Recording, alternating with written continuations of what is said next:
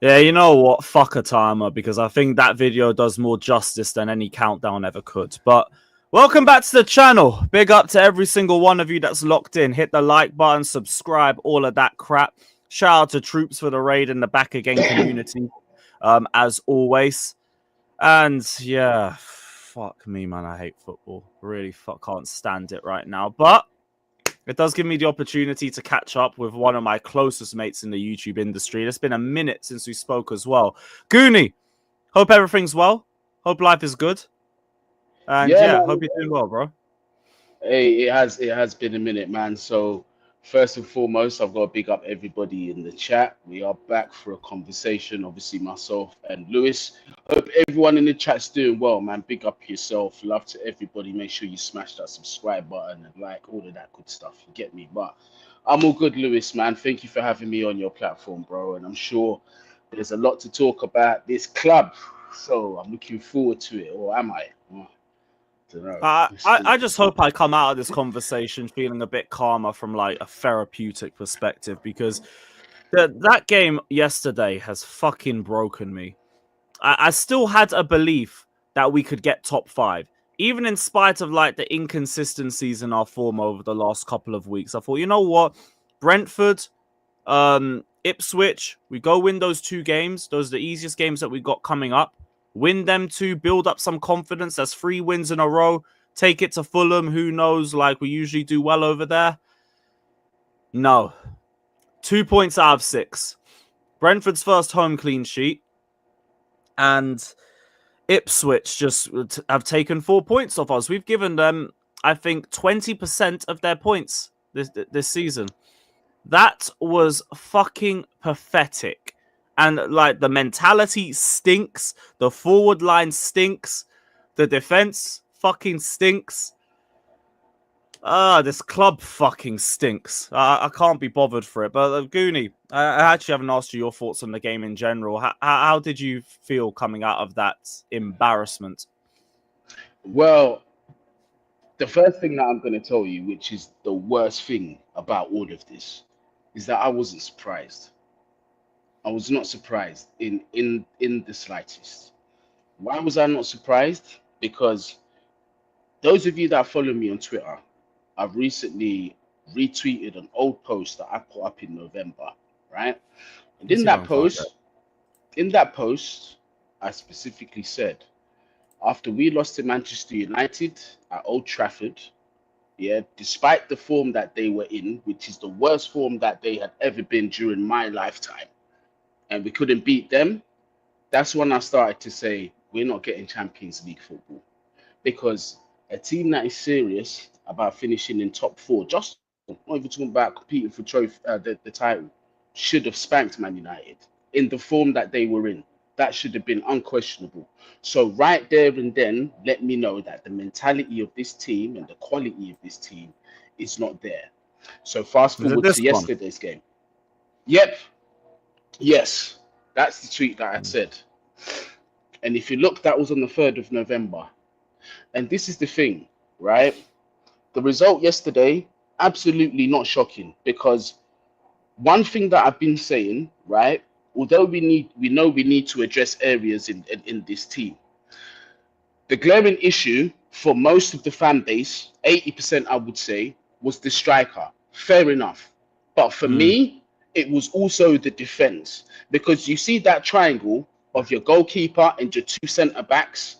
You never ever play with that if you ever want to be a serious team and you want to win, right? Forget about just the spine. I'm talking about those 3: goalkeeper, 2 centre backs. Not a single player in those positions are even close to being world class at Chelsea Football Club. So for me now, I'm looking at it and I'm thinking, The amount of mistakes that this defense makes, the fault is in concentration, are too much. I tried to say Levi Colwill, who's a young player, he's going to be able to shake it off or whatever. It's too much. It's too much. The sad reality of this whole situation is after 1.5, 1.72 billion, however much we've spent, we need an overhaul and we need another rebuild. There's no other way. There's absolutely no other way. And Lewis, I've been saying this since when? Not even last season, the season before then. I was saying the way we spent this money, I've been saying it for a while. We've had the Enzo conversations, the Jackson conversations, all of them ones. That this is what I'm saying, right? And I'm at a point where results don't even matter to me no more. Whoever the manager is right now doesn't even matter to me no more.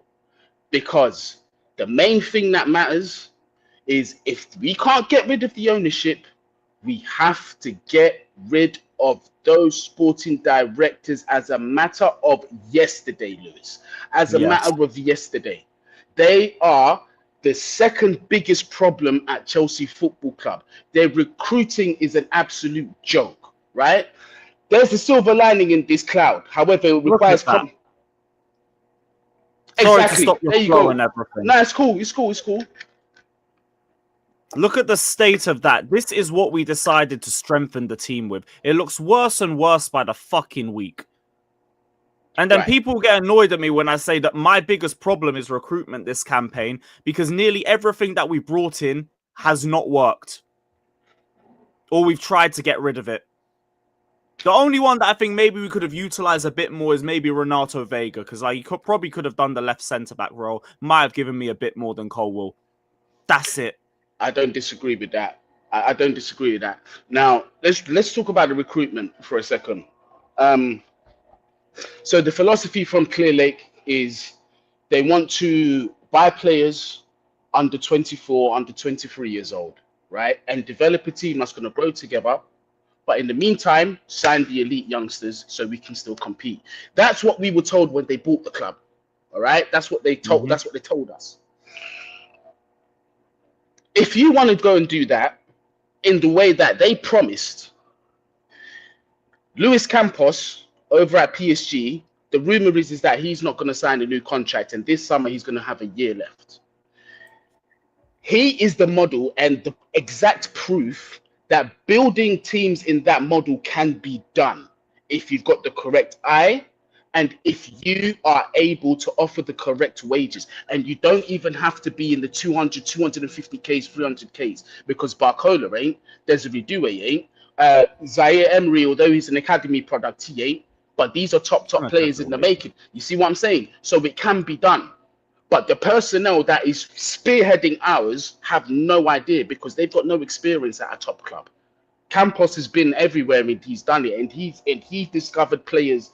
Your Eden Hazards and these guys, absolute generational players of their time. Barcola on 106K, Fabian Ruiz 87K, João Neves. The only ones on massive wages are all of the Vitinha, Zaire Emery's on 183K. The experienced players, Kvaratskhelia and Dembele. Now, so your more proven names are on like with Kvara and Dembele, you can understand why those wages are paid because those two players have played at the highest level and have proven themselves at the highest level for, in Dembele's case, nearly a decade, although he's had his injury issues. In Kvara's case, several seasons now, so that's understandable. But you have to have those players in your team if you want to be successful. Yep, totally agree. Totally agree. It's just we decided to give that big money to Raheem Sterling. We gave it to Raheem Sterling. Where is he now? He's not even kicking ball at Arsenal. So we just gave him a retirement package. That's another player we should have never signed. We should have never signed this guy. We thought he was going to be the fucking main man for us, innit? Sterling before he signed for Chelsea, I was saying, and my tweets are there, we are not going to get the Sterling that was scoring 20 plus goals a season. That Sterling is gone. He's washed, mate. And now look at him. I think for me, I was only down for it because I saw it as an upgrade on Havertz and Mount, and even then it was like, sheesh, bars in hell. Bars in fucking hell. Right. Exactly. But then again, we're in the position where we spent all of this money, and I'm still looking at my forward line funny. Because I've been looking at a lot of the stats coming out of this, and the more I look at these things, I'm thinking this forward line has just gone ghost all year. All year they've gone ghost. We still make big chances per game. We still do well in terms of like non-set piece XG and all of that. We still create hella chances in matches. It's just we don't even put them on target half the time. We got Sancho who don't want to take shots. You've got Neto who's just head down and aimless crossing. You've got Jackson who hasn't scored in 2025 yet. Cole Palmer's got the most shots in the Premier League, but he's got 2 goals this whole year. No goals in his last 14. It's been pathetic. This entire forward line has been fucking pathetic. Well, then, but let me ask you this question, Lewis. Where is the pressure reliever in that forward line? And what I mean by that, where is the player that is clinical and scores the goals? There's none. We've gone 2 seasons without a recognized striker, because I told you guys from day when we signed Jackson, he's not a striker. He's an inside forward or second striker at best. At best. That's what I said. Nkunku, never been a striker. Had a very good goal record in Bundesliga, but that doesn't make you a striker. Mark Guiu, why did we sign him? Because he was 6 million. That's why we signed him. It's an opportunity signing. Exactly. It's an opportunity signing. So that there in itself is a huge problem. Now, when you look at the profile of wingers that we've signed, how many of those wingers are direct wingers that like to go on goal and try and score? Not only Noni. But this is the thing. Even with Noni, is like his decision making in the final third renders him ineffective in comparison to the level that I'm talking about. Do you know what I mean? We don't even have. It's like at least he can do it, and the end product. Do you know what I mean? But then but this is the thing with Noni, and by us accepting that, we're even compromising to that level. Because if we're being honest, in a real world, Noni wouldn't be starting games at Chelsea Football Club if we had a serious team. He probably wouldn't even be at the club. This is what I'm saying. So we've got nothing up front that naturally has an instinct to want to score goals outside of Cole Palmer. And this is another thing as well, is you can't expect this kid to be doing it week in, week out, every week. What he done last season was remarkable in itself. Even at the beginning of the season, it was remarkable. But what we all have to understand is that youth players, regardless of how good they are, they sometimes go through patches of barrenness, no goals, no assists, or whatever. Do you know what I mean? So with Cole, it's no different, in my opinion. What needs to happen is that we need competency around him that can take that pressure away from him and say, you know what, Cole, you're not assisting right now, you're not scoring the goals. However, we can help out here. We can do that here. We don't have that. We don't have that. We don't have a focal point up top. When was the last time, Lewis, you saw us score? Our striker score a header. Forget about anybody else. Our striker score a header. I think it was Brentford last season. Very few and far between. So how do you as a top team not have a striker or even an attacker that can score aerially? That's an aerial threat. But yeah, our tactics are still to spam the ball in the box. And then just forgot all about it. And yet the tactic is Neto spam balls in the box. It's all backwards, bruv. And he's so aimless with it, they don't even 2v1 the brother no more. Just like, just leave one man on him. Fuck it. He's just going to go for a cross. Who cares? Jackson don't even know where to run for the cross. Who cares? Jackson's movement, my goodness me, is pointless. I've said this for 2 seasons, bro. Ever since he got here, I said if there's something that he needs to improve on big time, before I knew how bad his finishing was, I said his movement, it's so bad. He needs to understand how to move in the box. Because the fact that the best player, who's got the best movement, attacking movement in our club, is a left back. How can Cucurella, in this entire squad, have the ability to sniff danger better than any of our attackers? And you know he's doing that while he's inverting into the midfield. The brother's got like 3 roles. It's It's unbelievable. insane. Like with the aerial threat, I don't know if you noticed yesterday. I was seeing fucking Colwill having to bomb forward to be our aerial threat about a good 3 or 4 times. And Colwill can't run. Colwill ain't got pace. He ain't got no recovery pace. Nah. And even then, like, he's lazy as shit with his anticipation. That's what we saw for the first goal. And this is my problem. Like, we knew exactly what we needed, not just this window, but the last 2 before it, and we still didn't get it. And this is part of the reason why we're struggling so much. Why we get forced into crossing situations all the time because the teams know just play a compact low block, just pack out the box. They will cross to nobody. We had about 50, 60 crosses. We found a Chelsea player about a handful of times. Cross to death. Another thing, Lewis.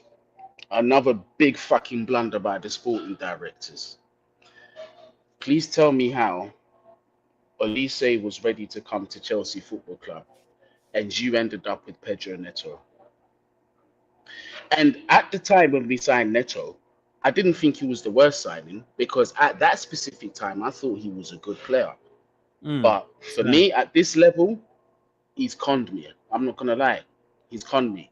And him starting every week magnifies the incompetence of the sporting directors not getting Michael Olise. And there's so many reasons why that move should have happened as well. The fact that Chelsea is his boyhood club. His brother's still at the club. He wanted the move. Now we're talking about potentially one of the best wingers in Europe. Yep. All because we had to stick to the wage structure because we didn't get UCL, and we're going to get given that same stuff when we don't make it this season. That's why I like this game. This game on Sundays just really just killed me off. Because if we aren't going to win those 2 games, I can't come on here and say with full confidence that we're going to get 4 or 5 wins out of the run of games that we have coming up and then get UCL. We've been told that we need that to raise the wage structure and to try and go get better quality players. So we're just going to be in the same position in the summer where we're hoping that we can find the right gem. All because we didn't want to take the last window seriously. That's what we're doing right now. Is that we're wishing on a prayer. We're living on a prayer in the transfer window because, as you've just said, we don't get Champions League football. We're in big trouble when it comes to transfers. And what's going to make it even worse is that there's teams around us that are looking to make serious signings. Arsenal are going to go for the league. If they sign Gyökeres or one of those 3 strikers, Gyökeres, Isak, or who's the other one now? Osimhen. That's a big problem. That's a big problem. Osimhen goes. Liverpool about to win the league, so they're gonna and their team is aging. They're gonna need to do a rebuild at some stage. Manchester City still going through a rebuild right now. Manchester United is shitter than us, but I tell you what's shitter than us, their wage structure. They need to build. Newcastle, they want to stay in Europe. They're going to have to add on signings. Aston Villa, they're going to want to stay in Europe. They're going to have to add on signings. Nottingham Forest, whether they in the top 4 or not, or whether they fall off, this season's going to give them inspiration to act like a big club in the transfer market. So that's what 5 or 6 teams in or around us that I've named that are for sure going to improve their squads. And we can't guarantee sitting here, Lewis, by the end of the transfer window that our squad is going to be stronger than it was at the beginning. All we got is a briefing over Liam Delap. Right. A striker that should be second choice striker. That should be backup. That should be the backup that everyone says Nicholas Jackson is. If we are serious, we'll sign 2 strikers. We'll go and get Gyökeres and we'll go and get Delap. If we don't get Delap, we'll go and get Sesko. But you must sign either Isak, Osimhen, or Gyökeres. One of those 3 have to come before any other young striker comes through the door. But I want them into the Club World Cup. I would as well. But then we also have to remember, if we're going to do that, we've got to get rid of Jackson. We've got to get rid of Nkunku. We could have got rid of Nkunku in January, but these fuckers priced him at 65 million. Like, where'd you get that from? We'd be lucky to even see 40 right now. Yeah, bro. When did his price tag go up? What did he do? They want to sell him for more than they bought him for, obviously, but at the same time, Fucking idiots. they've got a warrant putting that price tag on Nkunku, and neither the player or the club have done that, have they? So that's going to be a problem. But he's on big wages as well, so him going gives us no excuse. Yeah, like it all just depends on the way that we value him at least. But I know we ain't going to make a problem in terms of the personal terms and everything. Then it's about trying to get Chilwell and Sterling off the books, which is good fucking luck to that. Neither one of them are really impressing where they're at. And then if we don't get UCL, to be honest, we might end up having to just try and force a few more others out just to try and get the books leveled out. Because I've heard we're fucked financially if we don't get the UCL money this year. And there might not be players that we want to see leave. Also, people, you have to remember that. How much longer does Cole Palmer want to go on without Champions League football? To those of you that love Enzo Fernandez, how long do you think he wants to go on without Champions League football? Caicedo, how long eventually do you think he's going to want to go on without Champions League football? Reece James, we're lucky because he's our captain and he's had injury issues. But, you know, he's got the quality to go and play at any top team in the world. How long do you think he'll stay for? I'd say I'm part of me doesn't think those are going to be the ones that go. Like I've had it down for a while. I think it'd be Colwill, maybe Noni because he's got interest from Newcastle and Aston Villa that we see getting sold. There's been I'm gonna call it right now. Enzo will leave. Enzo will go to Madrid this summer. Yep. Damn. Really sure. Right. I'm gonna call it. I'm listen. Like there's no Ornstein or Fabrizio or whatever. This is just Guni conspiracies here. Yeah. Let's not get twisted. It's Guni conspiracies, whatever. But I don't think he's gonna stay at the club. He's gonna go because last summer he did try and push for a move. Did he? He did. Okay, I didn't know that. There you go. So now you know. This is the thing. I did hear a little thing about a housing situation last season. About one to leave. No, that's the thing. That would be really surprising because he does seem like one of the players who like shows you the passion and everything. But he did do that for Benfica. He did that for Benfica. Then you remember, kiss the badge. I'm staying. 2 weeks later, he's holding up the Chelsea shirt, bro. Them things don't mean nothing. Maybe shouldn't be taking that too seriously. As a guy in the chat again, it's only an opinion. It's only opinion. He's not saying anything as facts. That's he might be going. that's just that's how I feel, people. There's nothing to back what I'm saying right now. So that's just the truth. You know what I mean? For me, it's more Cole and Noni. I already told my chat I had a mate who allegedly spoke with one of Cole's representatives and said he might push for a move if we don't get UCL. If that's the case. I'd love that. Man does this all the time and then has no anticipation when it comes to fucking Ipswich forwards and there's no Hutchinson or Delap in the squad. You can guarantee every single game that Levi Colwill plays in, he will have at least one moment where he will switch off.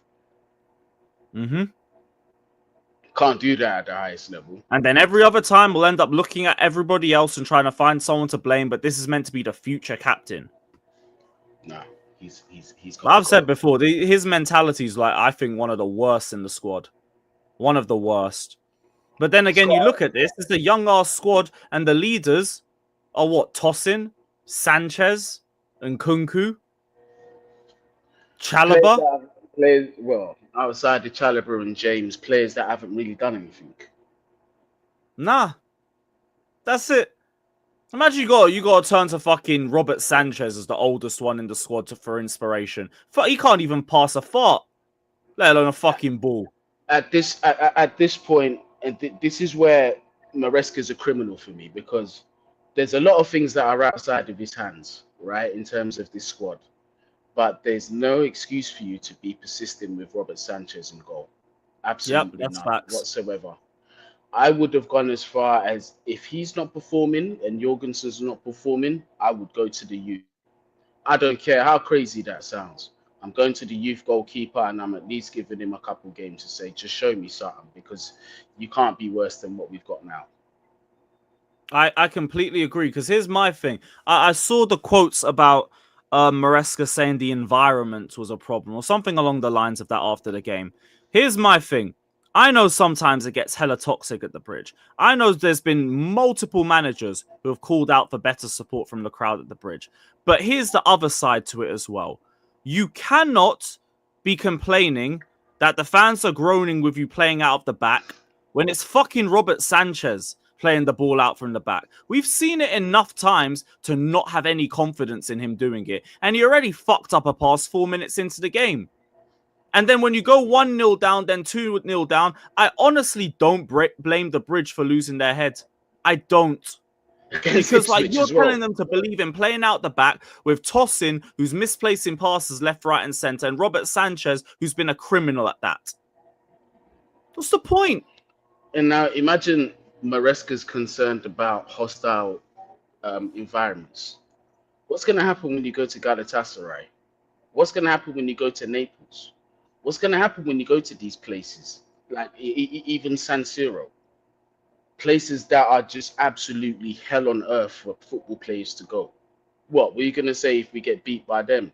Oh, the atmosphere was too hostile for the players. Somebody needs to do something about the hostility. What kind of pussy are you, bruv? Even as a manager, I understand you're supposed to come out and you defend your players, but fucking hell, mate. But that, you don't defend. Sometimes you got to defend your players by dropping them. Exactly.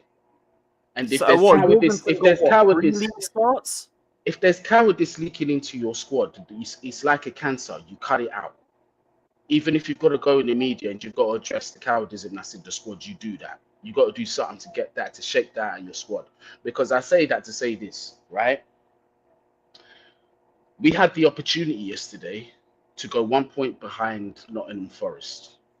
Why is it that when we're given a leverage every single week, or whenever it is that we're given a leverage, we never take that leverage, ever, because it's a mentality issue in the squad? Why is nobody there in the changing room saying, listen, we've got an opportunity to get 1 point off third. I'm not saying we can finish third, but as long as we win our games, we don't know where we're going to finish, right? As long as we win our games, we never know. We can get there. We don't have that leader in the team. And the manager can't be the only person to do that, because somebody needs to translate that mentality on the pitch.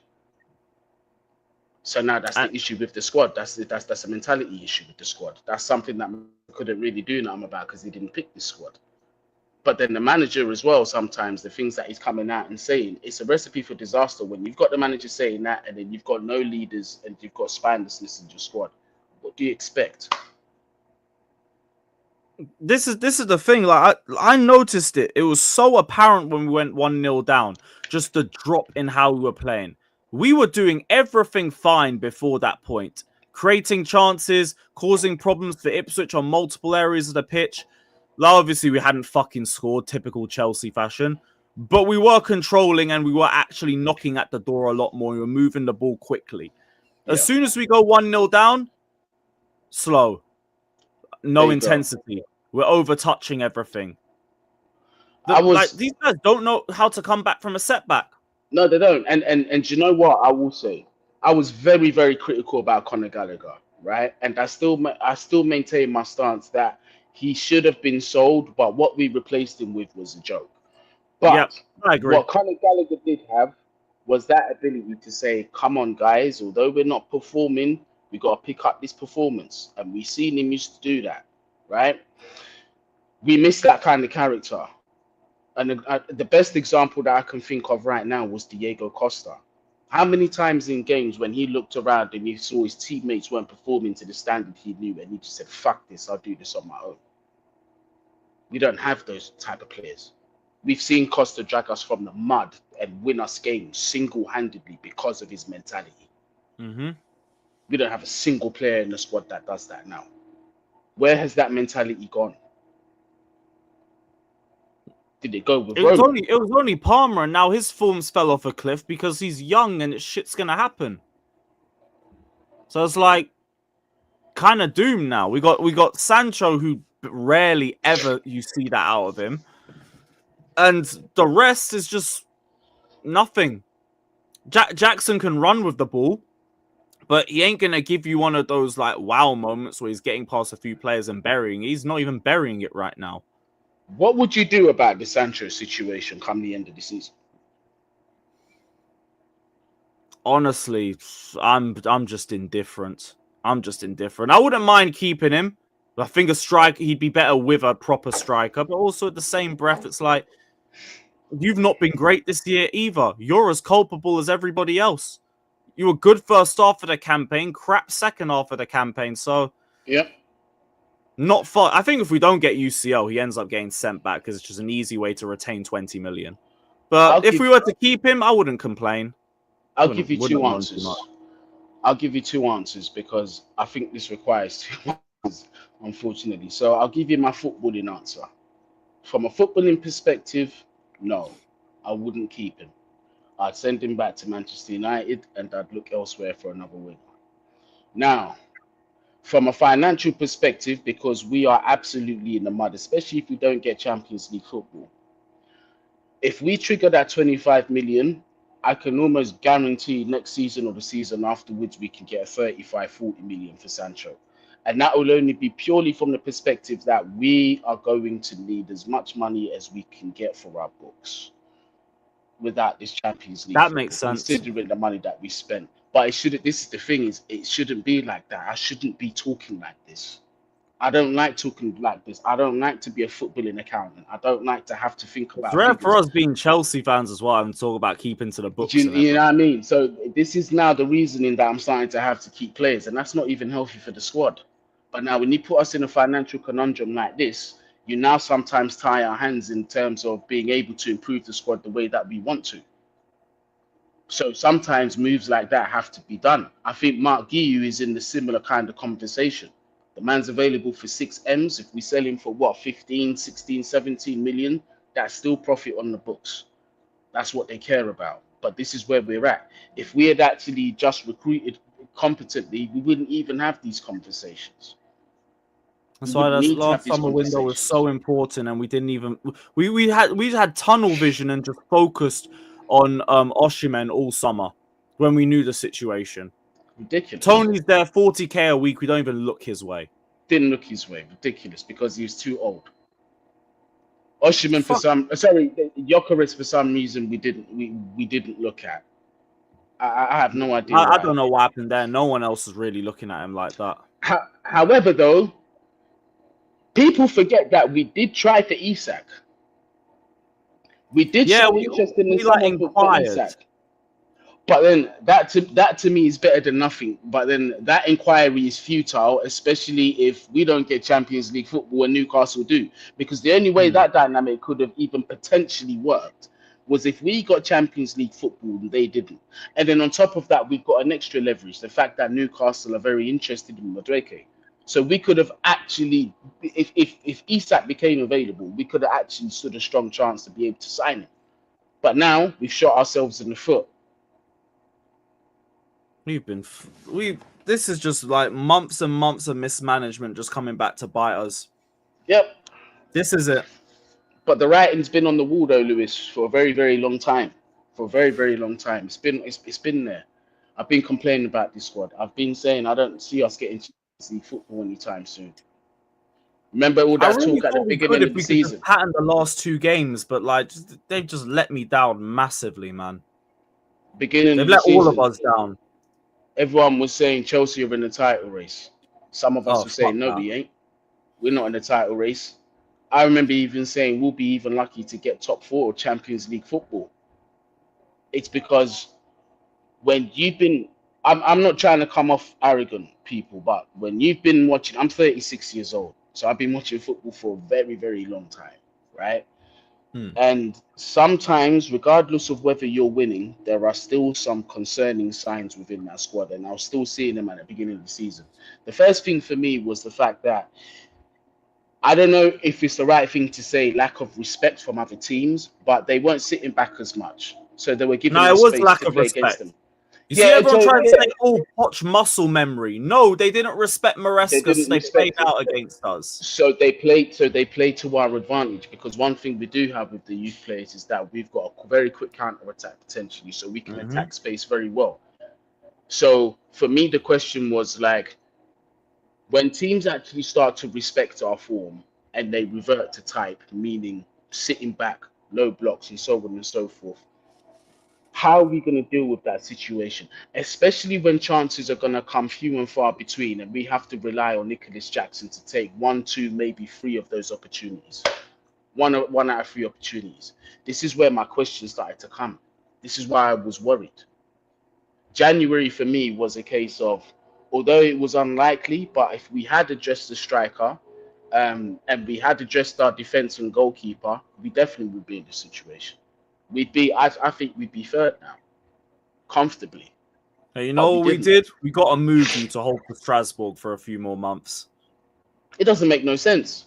Why did we sign this guy? And then on top of that is they're The thinking of Garnacho loading. links? They're thinking of, oh, we're not even talking about that. We don't even got to that bit. But with the Emugu thing, is like he's not even good enough to be loaned back to Strasbourg. Because ideally, right, Andre Santos comes back to us, Emugu goes over there, and the drop off isn't too much.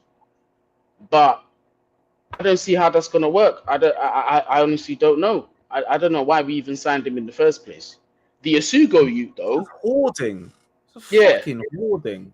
the Asugo kid makes more sense in terms of squad options because you know our midfield we suffer with injuries. You know what I mean? But then Yeah. even with him, he's just so inexperienced, bruv. I see good things about him, yeah, but he's just so inexperienced, bruv. To even rely on him at any capacity is just a risk, bruv. And then you're talking I about don't mind Garnacho. his depth as long as Andre Santos is there. Just get that and lock up the midfield and don't even buy another one for 5 more years. God Done. forbid we sell Andre Santos. That would be the worst thing that this club would do, because look, a broken clock is right twice a day, and these scouts definitely got it right with Andre Santos. I'm a big fan of his, and I always have been, even outside of his footballing ability. You see that mentality that we was talking about not even that long ago, in terms of leadership and being able to galvanize the team. He's that player. He's done it at an international level for Brazil, albeit yes, it was youth, but he led them very well. We need that mentality in our squad. Do you know what I Leaders mean? are leaders regardless of age. John Terry took the armband from like a very young age. There you I think like go. 23, 24. There you go. There you go. So But I yeah, hear it like if they sell Andre Santos, the message that they've relayed to the rest of the fan base, no one's going to ignore. No one's going to big ignore. time. Because this is someone that you've developed for 2 years, has played insane form, and then we don't even get to reap the rewards of that. You get rid He's of him. he's gonna be one of the elite midfielders in Europe. It will be top five, top 10 midfielders in Europe within several years. 100%. No doubt about it. And especially and the thing is the things that I complain about Enzo in terms of his, him playing in the Premier League, things like his lack of pace and his lack of athleticism that let him down a lot of the time. He's got that in abundance. And on top of that as well is that he's a threat from outside the box. He can score from outside the box. Even in the We box, the boy's fucking got need that. even in the box, the boy aerially is good as well. We Fucking need hell, him. man. We need him, and we should have never loaned him. Because if you remember the first preseason that he played in under Graham Potter, he was absolutely cooking. He looked like he'd been playing in that team for several seasons. I don't know why we even loaned him from that point, but do you know what I mean? I get it. He's gone on to have great performances, play consistently at Strasbourg. Potentially could even help him get to a Champions League, which would be massive for him. You know what I mean? So in hindsight, I guess it was a good move, but in terms of what our squad actually needs right now, we could have done with it. Yeah, well, we had to go help Strasbourg, didn't we? Yeah. Which, like, look, I even with that, I understand, but you could have just brought back Hugo Chukwu just to give us like some extra legs in the midfield, someone who can do the deep sitting role, allow Caicedo and Enzo to push further forward a bit more. He's another one. Hugo is one that has, at first, I didn't rate him. I didn't know what the fuss was about, but he's starting to grow on me. I'm not gonna lie. I'm not gonna lie. He looks like he'll be a good option as a DM in a couple of seasons. He looks like he could be decent. can't lie. Yeah, and for But now, he then, could have but given us a then, couple minutes and we could have rested Enzo and Caicedo more in the yeah, conference. but Lewis, it's like every time we're talking about these players, we're just talking on promise. We're not talking about goods that have already been delivered that we're guaranteed to see, or at least have some kind of indication that this is a consistently top level player that's good enough to play for the club. We don't have that. It's so frustrating, bro. And I don't even know where that's going to come from now because, like, UCL was very important to that shit. Now you have to just wait another year and just, like, hope they're a bit more settled into the Premier League and Maresca's style of play and just try and go again next year with a few more gems. That's going to be the plan. Unless we somehow manage to shithouse top 5. Like, We're it's not not gonna out of we're the not realm gonna of do it this possibility. season. I don't believe it. We're I not don't gonna believe do it this season. We still got to play Newcastle. We still got to play Liverpool, and Liverpool will have the opportunity to win the Premier League at Stamford Bridge, by the way. So they're gonna be up No, for they're that. going to win it week before. Oh, maybe yeah. There you go. So But I'm if that's like, not the maybe case, Liverpool on the beach, God willing. yeah, if that's Maybe. not the case, then they've got the opportunity to win it at the Bridge. We can forget about it. Do you Oh, know what I yeah, mean? yeah, Who yeah. else have we got? We've got Manchester United as well. We should be spanking them, but can you guarantee that we will? Absolutely One not. win since 2018. No. We got to play Nottingham Forest as well, who are still in the race for the Champions League. They're gonna want to win that. So those are 4 games I've already got big question marks over. So You know that's what's already peak? 12 points. I'm hoping for the same situation last season where we're facing a ton of teams on the beach. That's how shit this has got. We're hoping United's on the beach. Fucking hell. We're hoping Liverpool, Nottingham Forest, all on the beach. And Those Everton. guys won't be. That's the thing. Those guys, maybe Manchester United because they're cooked. But Liverpool, I doubt it. Nottingham, I definitely doubt that. Especially since they got Newcastle. You already know. Yeah, So Newcastle. I'm just praying to God. Just pray to God. honestly, I think the best will finish, and it kills me to say it, it's 6th or 7th, mate. God And forbid. I'm more leaning towards 7th. I can't lie. Yeah, because the table is still fucking tight as hell in the middle of the park. It is. It is. So But Fulham, now if they win, would be a couple points behind us. To be fair, there's more. There's a cut-off from fucking 9th. Ugh,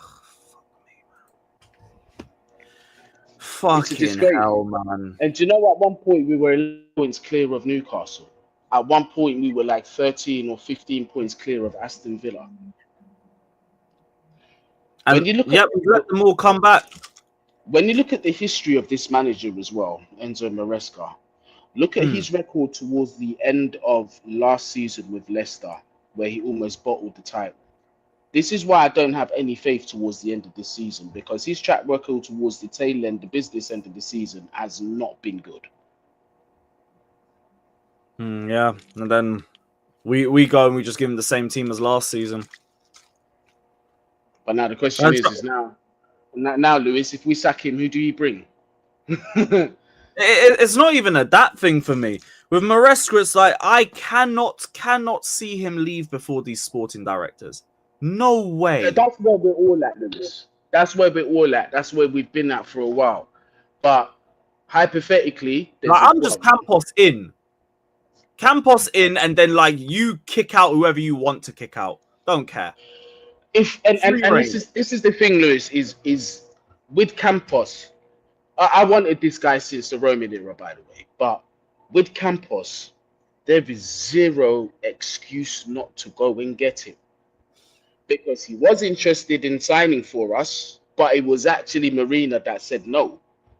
So it wasn't him that rejected us the first time. It was Marina, because this guy came over. I remember reading about it. Me and Nini discussed it. He had a whole presentation about the vision he had for the club, the players he was looking for, whatever. Apparently, it was very, very impressive. But for whatever reason, Marina just weren't sold by it. But anyway, the fact that he's available and the fact that he has actually put out a demonstration of what Clear Lake wants to achieve, and he's willing to come to the club. If you do not sack those 2 incompetent pricks that are currently at the club, that is gross negligence. And that is further telling us that they are not interested in winning. They're not interested in what's best for the football inside the Chelsea Football Club. They're interested in what's best for the profits of the club. Mm-hmm. Because And I don't care about. Listen, sorry, Lewis. One more thing. I oh, don't care about. I don't care about signing Isak, Gyökeres, Musiala if he was available. Any of these guys. I care about getting him, Campos, into Chelsea Football Club and building what they're asking for. Because I know the difference is if they give him the permission to do what he needs to do, this situation will change over 2 seasons. He can get it done because he done it with PSG. 2 seasons, 2.5 maybe, and he's absolutely cooked to them. And on top of that, he's lost Mbappe in that time. Maybe he lost Messi, a couple of other top profile players. Chat, correct me if I'm wrong. But he look came at in what while they've they were done. losing the superstars. Okay, fair enough. So look at what he's gone and done. There's no excuse to go and get him. Absolutely none. He fits the mold down to a T. And what I don't get from a Clear Lake perspective is you man's PR with the fan base has never been good. Never been good. This is a tap in. This is a fucking tap in. You Van Nistelrooy sacrifice them special two though. bummy sporting directors and you give the wheel to fucking Campos, you'll build up faith. Just like that. It would, and the thing is, it would be a massive needle mover. Like, even with fans like me, right, who are very hard to kind of. It takes time for me to be able to change my mind and say something. You know what I mean? But if you make that move, that will be the first thing to make me think, okay, cool. Maybe there is a chance with this ownership to salvage something to become a top club again. That would be the start. But don't get it twisted. There will still be a lot more that they'd have to do after that. But Yeah, that would just the right definitely step. be the catalyst. Yeah, that would be the catalyst to make me start thinking differently. Yeah, that'd be the right step for us at the very least. And Sean's cooking as well. Luis Campos and Osimhen would be the second one. Imagine you get both of them in within the space of a week. Then But you Campos, bring in Campos. I don't give a shit if Maresca ends up being sacked as a result. I don't care. I will trust Campos with whatever he's doing. But do not tell me to get rid of Maresca and trust them to wheel out another list of McKenna, Thomas Frank, De Zerbi, exactly, and a bunch of other data-driven managers that are just going to be on the same thing Maresca's on. I might as well just stick with what I got. Exactly. And the thing is with Campos as well, you see now when we're going to interview managers, right? Because the past couple seasons have been a shambles in terms of trying to recruit the elite ones. When your Enrique's and your Flicks and those types of managers are sitting in front of Campos, they're now looking at a man that has built teams that have won, that have signed the top players, the gems from, dirt cheap prices that have gone up to, you know what I mean? They're sitting in front of a man that actually knows his football. So it's going to be harder for them to say no to him because now all they need to see, all that manager needs to know is what is going to be the dynamic between myself and this sporting director. Do I trust his decisions in terms of the players that he's going to help me build? Right? Nine out of 10 managers with Campos are probably going to say yes. Once you've got that dynamic, you can now start attracting the top managers, even without the Champions League football. Because if you've got a man that's got the vision to get you into Champions League football and to be winning trophies, some managers might say, you know what, right now, they're not where I want them to be at. However, with this guy that's sitting in charge and he's allowing me to implement my ideas, we can definitely get to where we're going and we can be successful. Big change, big difference. Because these guys, they sit down in front of Winstanley and Stewart and they're thinking, you came from flipping Brighton. You came from Monaco. You man ain't won nothing. You man ain't built nothing. You man ain't discovered it. You man ain't built a team that's gone on and won any kind of trophies. And you're trying to sit there and tell me about what players I need to win. After I've won the league, after I've won the Champions League, you are going to come and tell me what I need for my team to win. It doesn't matter. It doesn't work. The dynamic don't work in any kind of profession, Lewis. Fucking two sporting directors was never going to work. But we only do that so Igbali can have control. We had 3 at one point. Remember the Austrian guy. Or German Vivel. guy, sorry. Vivel, yeah, exactly. Yeah, he left because he wanted Nagelsmann. And then He left because they kept vetoing his decisions, bro. Oh, is it? Oh, well, here we Yeah, are. they kept vetoing his decisions, bro. This Now guy part of me wanted thinks they just start doing the same thing with fucking Campos then. Or that's what maybe we it's got just to the hope. pessimist in me coming out now because like this club's killed my optimism. They've But fucking then, Lewis, you know, somebody with Campos's reputation is not going to take the job under those circumstances because he's going to have the pick of Europe. So you know, if he does get hired by Chelsea Football Club, they've definitely given him, or at least verbally promised him to give him what he wants. Because I can't imagine him compromising. To be honest, like them sacking Winstanley and Stewart and bringing him in would do that. Because you've just sacked your fucking two prize sporting directors and everything. So maybe that would show something different. Maybe it would. But that would be what it takes for me to be okay with Maresca leaving. Because bar that, I don't see the point. Like, Maresca's definitely has to hold the smoke for this season. I've been saying it. There's been a lot of bad decisions that he's made. But recruitment have been a bigger problem for me for the way that they've handled the last two windows and the inability to strengthen the squad. And the forward line. This year, the forward line have been a disgrace. Yep. A straight disgrace. It would be disingenuous for me to rip the 22-23 forward line the way I did and to not talk about this year. Because they've been taking the fucking piss. Palmer's been out of form to death. I get young and everything, but fact is he's been out of form.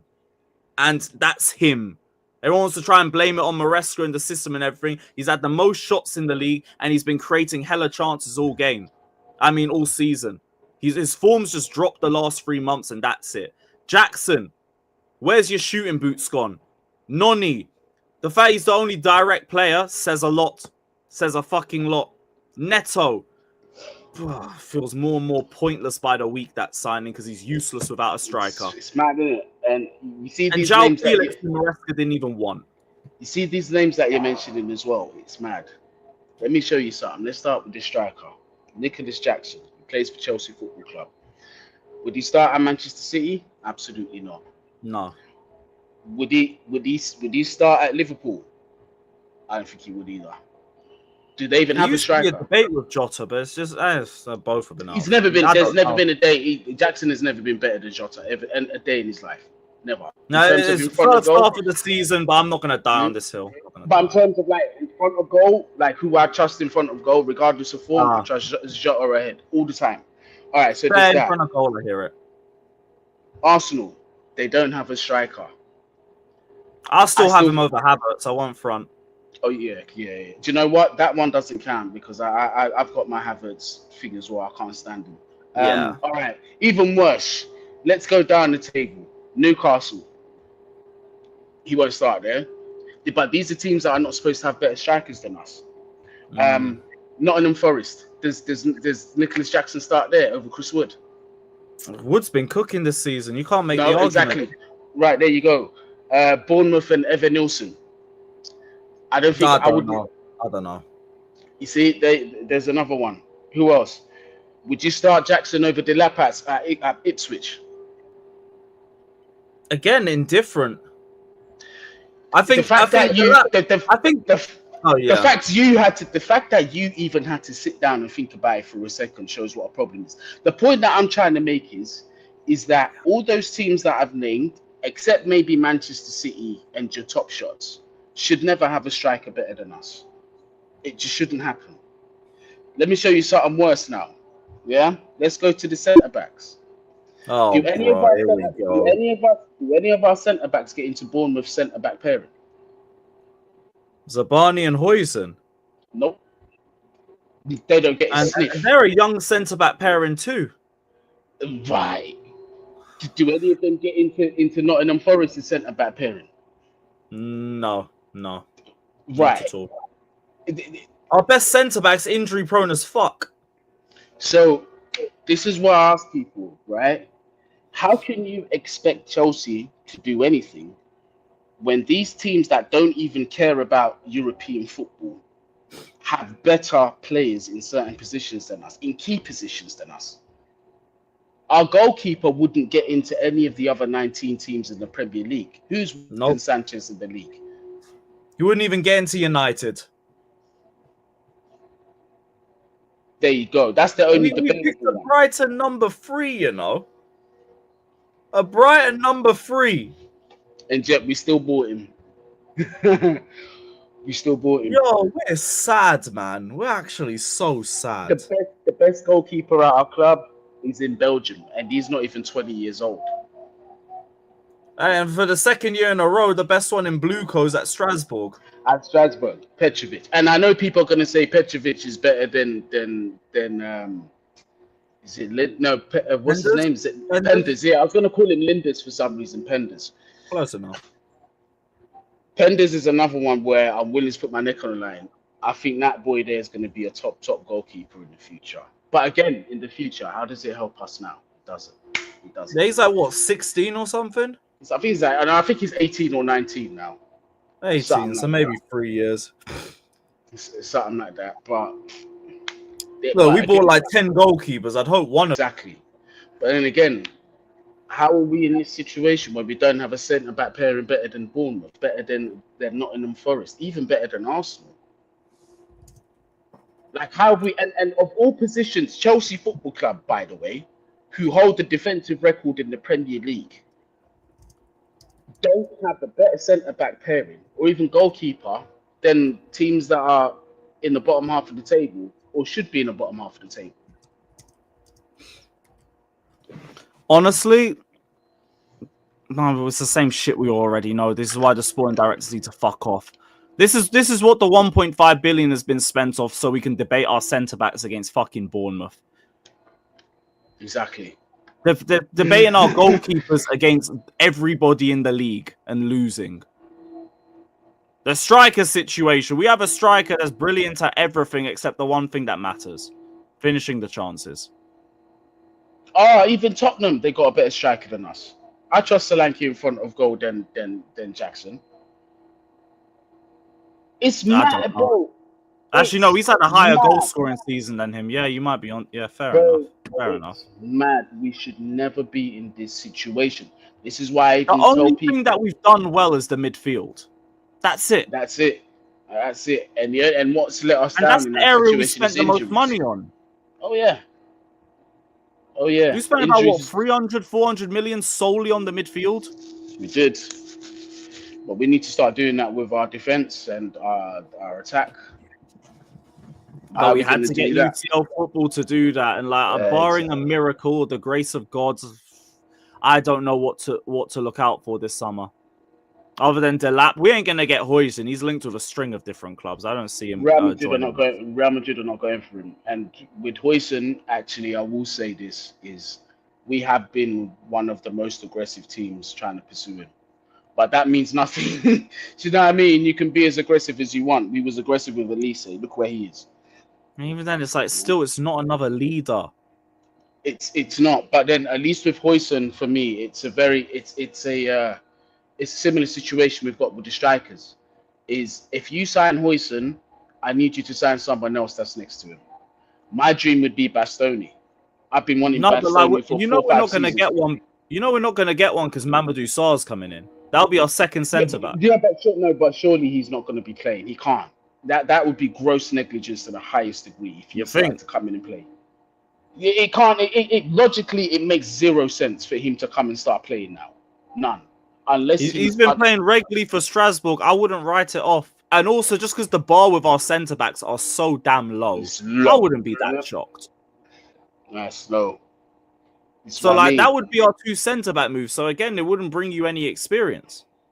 And this is the thing: all you'd have to do,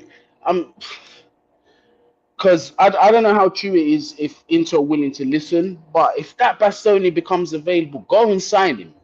Because immediately our centre back level goes immediately. Now you play Huijsen next to him. That's the centre back pairing you've got for the next 10 seasons potentially. How much is he on? Bastoni or Huijsen? Bastoni. He's on 163k. You know what? That probably would still be doable.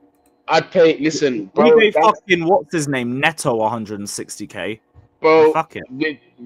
With a player like Bastoni, I don't care what you got to pay to get this guy through the door. You do it. I'm with you on that, man. Trust you're preaching to the choir, but if I have to predict what Clear Lake are gonna do, if we don't get UCL, I have to see more penny pinching. They're not gonna do it. they're not gonna do it, man. You know, It's just a pipe dream. We'd have to hope to try and get somebody on a free or some shit, an opportunistic transfer. Like there'll be several of those. There'll definitely be several of those. But no, Lewis, Gehi. It might end up being Gehi, and you know what? Just for a bit of experience, if it came down to, I probably would. I wouldn't even do that either because we're gonna It pay don't 50 move the million. needle for me either. But so you know what? At least he gives you like a bit of leadership. Just And doesn't really solve the aerial stuff. yeah, that's my issue. Do you know what I mean? That's another issue. But Lewis, I've actually got to start getting back to work. I'm getting No messages worries, now. Guni. I'm going to wrap this up anyway in a couple of minutes, so you can jump off. It's all good. Guni, thank you for jumping on. Always great to chop things up with you. We're going to link up again soon, definitely. Yeah, And absolutely. yeah, enjoy the rest of your day. Big up, man. Thank you for jumping on. And big up everyone in the chat as well, man. Like, get me. I need to get back to Communities this love the YouTube thing. conversation. Still. Yeah, I've got to get back to this YouTube thing, people, man. But it's just time is it's not really on my side. You know what I mean? But big up yourselves. When you're ready, man, we all gonna be here to welcome you back with open arms, man. You know what it is. Yeah, man. I look forward to that day, man. But people, likes, subscribes, comments, all of that stuff. You get me? But Come on, I'll definitely be back I'm on gonna the show leave the soon. link to Guni's Twitter in the pinned comment as well. So everybody head over there and follow. Give that a follow. All right, people. Bless up, man. Lewis, bless up. Let me run that now. Big up, man. Bless up. Thank you for jumping on. Right, so there is the Twitter. Everybody go give Guni a follow, man. Everyone go give Guni a follow. Really, really good conversation. I kind of need the therapy because fucking the last 24 hours have driven me fucking insane. Would you believe me if I said I haven't eaten yet? Because fucking hell, it's been mad. Shout out Daniel surviving Maresca. Says Maresca and sporting directors out. Campos in. Let Campos get who he wants. That I don't mind. Campos in and do what you want. Do what you want. If Campos comes in and says, get Maresca out, I've got a manager that I want us to bring. There you are. There you are. I got no problems with that. But I am not going to get rid of him for these bummy sporting directors to pick another coach. Fuck that. Fuck that. I'll eat another day. I'll be good. I'll be good. What was the rest of Super Chat saying? Pachara, how did we struggle twice against this team? First game, it was because we played the sassy right back. And that just got exposed. And our attack was just not on piss. This time, our attack again wasn't on piss. Our defense also wasn't on piss. And you know what? Our team's just full of bitches. That's just it. Got a goalkeeper that can't pass a fart. You've got centre-backs that just make mistake after mistake after mistake. And you've got an attack that just can't score. Cannot score. Not for shit. That shot from Sancho, I don't know the last time he's ever even attempted something like that. Fucking pathetic, man. Fucking pathetic. Big up to you, man, though. Every single one of you, go follow Guni on his Twitter. He said not really to put the YouTube channel up like that because he's not really doing it as much now. But when he is, we already know. The community is going to be there with him as well. What's the next super chat? Big up, Sean. He says, big up. Clear Lake insane club ruining speed run. Oh, yo, trust me, man. My optimism has just fell off a cliff in the last 24 hours because this was the banker. Like everybody's been calling it. This was the fucking banker. This was the game where it's just run me the 3 points and run me a convincing victory and up the goal difference. What do? We go 2-0 down to an Ipswich side with no Delap and no Hutchinson. Do we have shame? No, we don't. We're a fucking embarrassment. We're an embarrassment of a fucking team. It's shit. Shout out to Musba. He said, we are not deserving of a Champions League spot. We will get our asses handed to us if we qualify with the football we are currently playing. Maresca out. Fair enough. I've said, like, if you're Maresca out, look, I understand because it doesn't look like we're going to get top 5. I still think recruitment and the forward line have been a much bigger problem for us, but if you want to be Maresca out, I'm not going to cuss you out for it anymore. It is what it is. It really is what it is. But this recruitment team, they have not fucking helped us. This forward line has gone ghost all year. All year. While we still create hella chances all game, while we still have a high XG in games, we don't bury nothing. We had, 34 shots in the last game. And about 6 on target. 6 on target. And I agree, we aren't deserving of a Champions League spot, but fuck me, we need it just so we can have the money to try and strengthen the squad afterwards. Because if not, I don't know what we're doing. We're probably going to go for Delap. Maybe try get Huijsen. And I think we probably would just call it a day from there. Unless we end up just selling a ton of first teamers. So, yeah, I don't know, man. I don't know. Daniel, honestly, I think I'll be fine with it. Going through the back again pod, just like, I thought if this is all that I'm dealing with, whatever, I'll be fine. I know where I stand with the revisionism. They ain't never gonna get to me with that. I mean, it'll piss me off. Don't get it twisted, but it don't change my mindset. I know that era. That era was fucked. Regardless of whatever happens with Maresca, Poch ain't shit. Just that's the difference. That's the difference. But yeah, it's going to be a fucking headache. It's going to be a fucking headache. Jay, when it comes to Delap, I think Delap's going to look at whoever can guarantee him a first team spot. So I don't even know if it's going to be us. Because I don't know outright if Delap would start over Jackson like that. I think he might be a bit more clinical. Just because he probably has less shots to deal with at Ipswich. But as an all-round player, I don't know if he's better than Jackson. So don't get it. It's again someone who ain't really a bar raiser. But who's the other option going to be? Fucking Sesko. Sesko just seems like another one that we're going to call Bundesliga tax in a couple months. Gyökeres wouldn't mind. Osimhen is the dream, but we're not going to pay that money. Especially without UCL football. UCL football is the only thing that gave me a glimmer of hope for it. The only way. And Kajiso, bro, I keep telling people, if you don't rate both managers, I've got no arguments with you. I've got no beef with you. No problems. No nothing. Because don't really blame you with the form that we've had this year. It's when man do the revisionism that I start getting annoyed. I saw CFC Daily on Twitter earlier today talking about how the vibes were so much better last season. Huh? The fuck are you talking about? The vibes were better. This time last year, we drew 2-2 to bottom of the table Sheffield United. Vibes are probably the exact same. And then a week or two later, we lost 5-0 at the Emirates. We're just lying now. Just lying. Just tell me that you preferred the football last season because it was more of a basketball game and it wasn't the slow, controlled passing football. But even then, I want to say Sanchez went long and we conceded. Sanchez went long and we conceded. How about the problem is that this manager keeps fucking starting Sanchez? Like, we're now at a point where it's fucking April and we're in the run end of the season. Are we really going to have to deal with like fucking Ben Roberts and Winstanley and Stewart saying you have to start Sanchez? This would be the time to tell them fuck off. Fuck off. This guy is a net negative. I'm going to go play Jorgensen. Because you know what? Jorgensen ain't going to give the ball away nearly as much.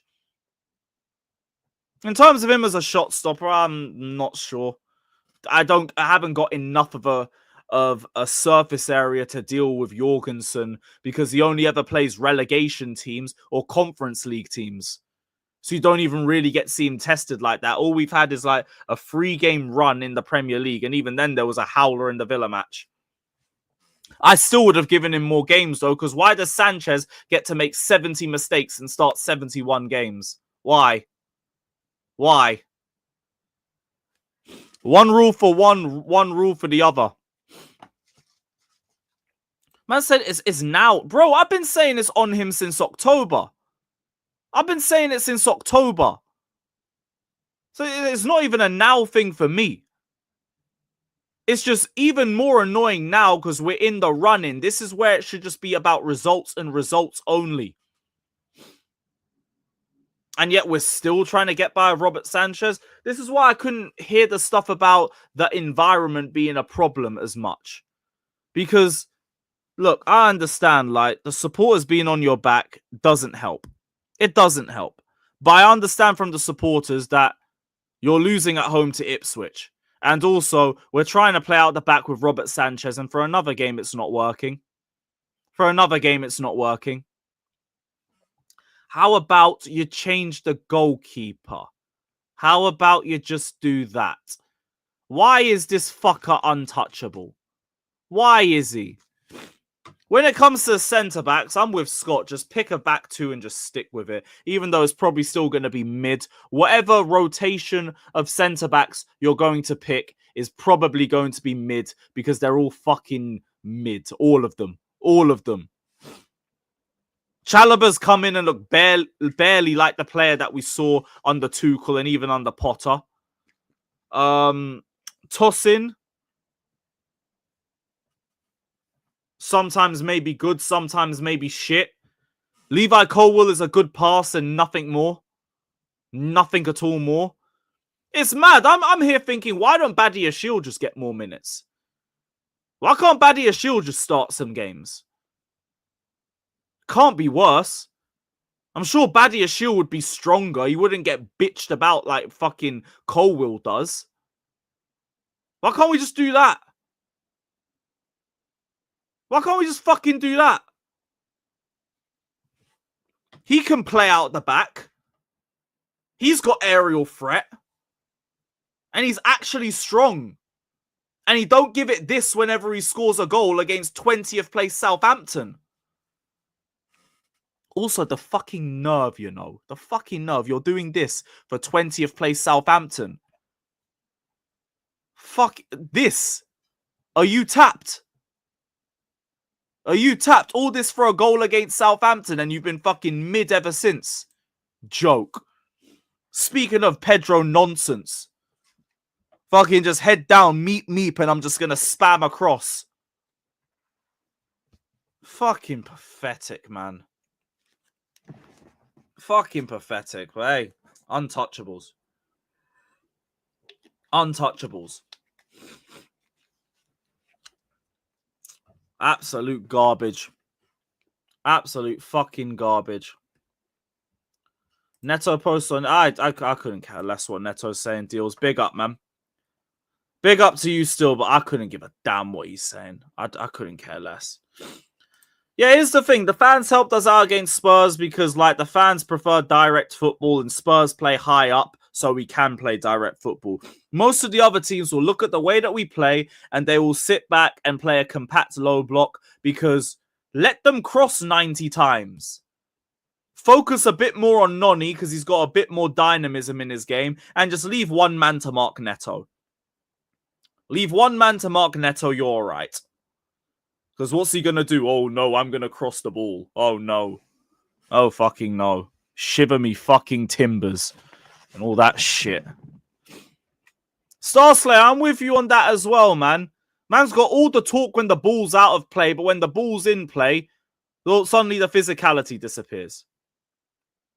Suddenly the physicality disappears. And then the forward line. Oh, brother, the fucking forward line. Like, every single one of them has just been garbage this year. And we still create hella chances in game. It's just, we either got certain players who are going to overtouch everything. You've got other players that are going to make the wrong decision. And then you got Jackson, who's just going to miss 5 chances.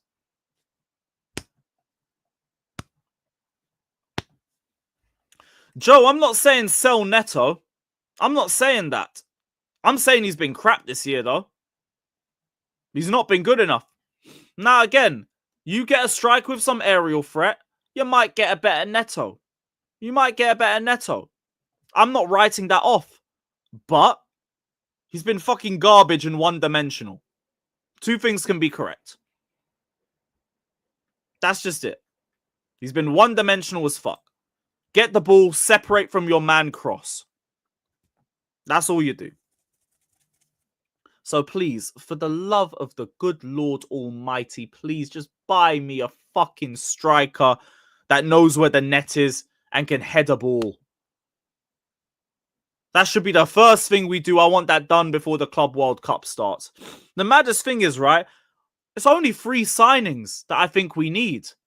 It's only 3 signings. Striker, maybe a left winger, maybe another centre-back. I might say 4, get yourself some left-back depth. Everything else you just bring back. You bring back Santos, you bring back Esteval, Binoff and Kunku, have Felix sit on the bench. Who am I missing? Petrovic. And that's it. That's it. But I don't even know if we're going to end up getting that patterned. I really don't. No, my friend.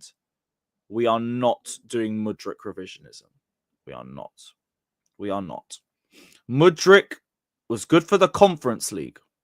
And only the Conference League. He was a good passer. Nothing else in his game. This is a byproduct of how bad our attack has been this year. This is what happens. We end up missing the likes of Mikhailo Mudryk. This is what happens. We have been so bad in the final third that we miss Mudryk. We miss fucking cut inside and hit some poor kid in the 5th row of shed upper. That's what we're missing. Big up to you, my guy. I appreciate you watching. No. We don't need... It's not that deep. Now, people are going to say he was improving. Yeah, he was improving. He was improving because we had him playing solely Conference League group stage matches. Where if you can't play well, God bless you. God bless you, innit? God bless you. In the Prem, 1 or 2 moments off the bench, and no one has anything else to tell me about what he did. Nothing else. Oh, but he had that cross against Nottingham Forest. Yeah, because we brought him on in the 90th minute and just told him to run. Cool. Nice. Good impact. Don't miss him. And then the one pass to Jackson against Palace. That's all he's done in the Prem. Everything else is him chasing his touch. Pointless. Yeah, no, bro. Osimhen is the dream profile for us. He gives you the aerial threat. He's proven in multiple leagues. He's got a good mentality. Proven finisher. Physical. All of that. Everything you want in a striker, Osimhen has. Anything we would want in a striker, Osimhen has. Because even Gyökeres has a bit of a question mark when it comes to his aerial threat. Even he does. Who else? Delap. Well, I don't remember people talking about him being amazing in the air. And he's like 6'1". So I don't even think he's like that big of a thing when it comes to aerial threat. So, yeah, it's got to be Osimhen. It's got to be Osimhen. Osimhen ain't Lukaku 2.0 either. He's a lot more mobile. Like, touch, I've heard the first touch might be a bit iffy. I've heard that, but overall, I think he's the dream profile for what we need. He's a dream profile. Yes, LR, you're not wrong. You're not wrong. But Neto, to me, is only going to be good once we have a striker he can cross the ball to. Or effective. He's only going to be effective once we have someone he can cross the ball to. So, you got to make of that what you will. You got to make of that what you will. It is mad, though, in hindsight. We're playing possession-based football and we decided to buy a transition demon. It is a bit mad when you think about it. Fucking hell, man. Yeah, you, man, forget about the B sample. It's been like 12 weeks now. Mudryk's finished. He's finished. We would have heard news if there was anything else. You just gotta just write off. It is what it is, man. It is what it is. And Kunku swapped for Kim Min Jae. Can Kim play high up? Can Kim play high up? Oh, no, Maldini. No. You can't do that. You can't do that. We gave him Sancho and Neto. We gave him Sancho and Neto. That's what I got told. People tried to cook me in my own comment section for saying that we barely improved this team. We gave him Sancho, Neto, and João Felix. Yeah, the same Sancho that half this fan base wanted to get rid of for 5 million a week ago. Neto, we already know, ain't good unless he's got someone to cross to. And then don't get me started on the rest of this shit. The rest of this absolute shit. But then they'll have the nerve to tell you that Maresca has a better squad. People have the nerve to tell you that he has a better squad. Poch had a team that was improved from the previous season. We've barely improved. Barely improved on that. Look at the fucking state of it. It's worse.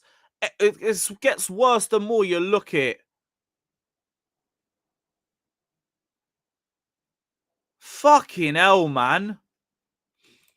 You can't blame Maresca window if last season you believe. Yes, I can, and I'll tell you why.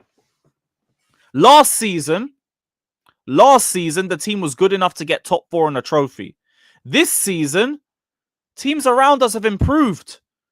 God knows what's happened with Nottingham Forest. Like, I genuinely cannot explain why Nottingham Forest are that good, but they've improved.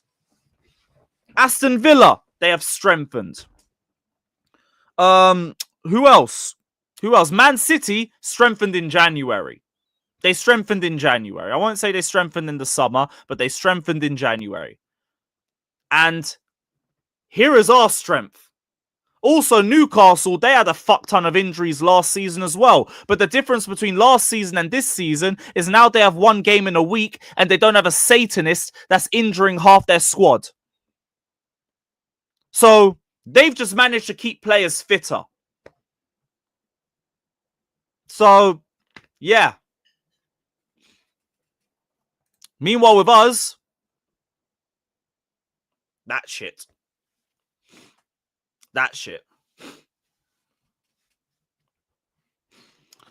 League is shit and teams are just as bad as us. I hear all of that, but they've also still strengthened. Two things can be correct. I haven't said the level in the Premier League this year is the lowest. I've said the Premier League has been crap for the last 2 seasons.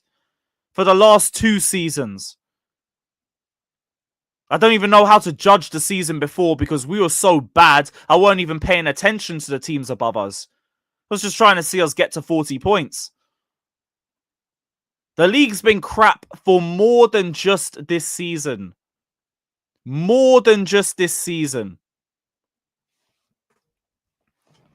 I said I got to that conclusion last season when we went on a 5-game run. And what was it? We got from like 11th to 6th. Do that top 4 predictor after every match game. I did it again a few hours ago. Have us in 5th, I think. I don't know if I even want to look at it right now. I won't front. I don't know if I even want to look at that shit. I have a feeling we're going to end up on a lower points total than the one that we did last time. Fucking hell, man. The team to me was top 4 quality last season because we ended 5 points off 4th. So if we managed to do stuff like fucking beat Brentford once, or beat Sheffield United, or beat fucking the 10-man Burnley team, or Ten Hag's United away, or not playing 2 forwards at home against Nottingham Forest, or the horrific game management that we saw in numerous games, we would have at least been able to recoup those 5 points and get 4th. That was my logic around that. Yeah, look at the state of the window, man. Look at the state of this shit window.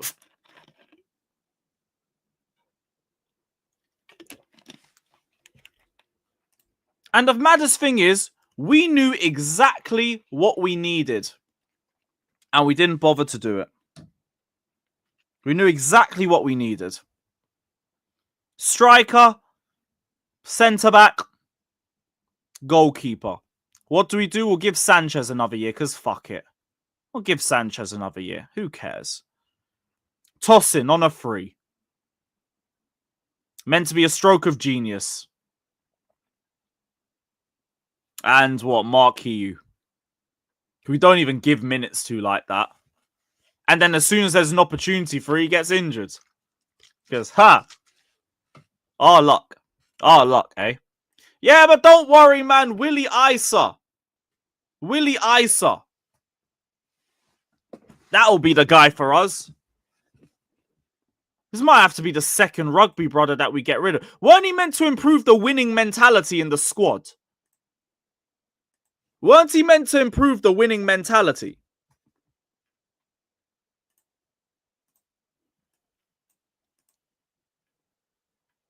Winning culture. Winning culture and leadership. Where?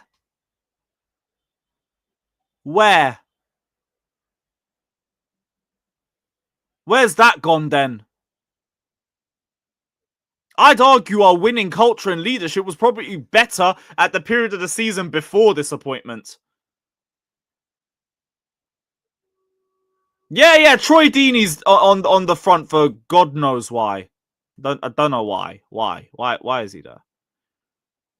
Oh, it's part of another part of the article. Troy Deeney calls in a bodyguard for Punditry job. Who cares? Who cares? Yeah, Deeney's there for another part of the article. I don't get why. I don't get why. Don't get why at all. But hey.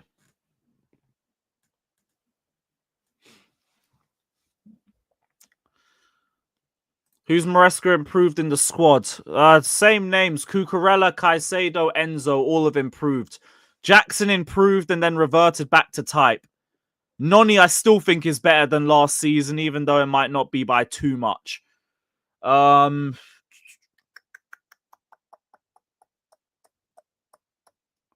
I say anybody else? Nah, not too sure of anybody else. Yeah, not too sure of anybody else. But those are the players that I would say.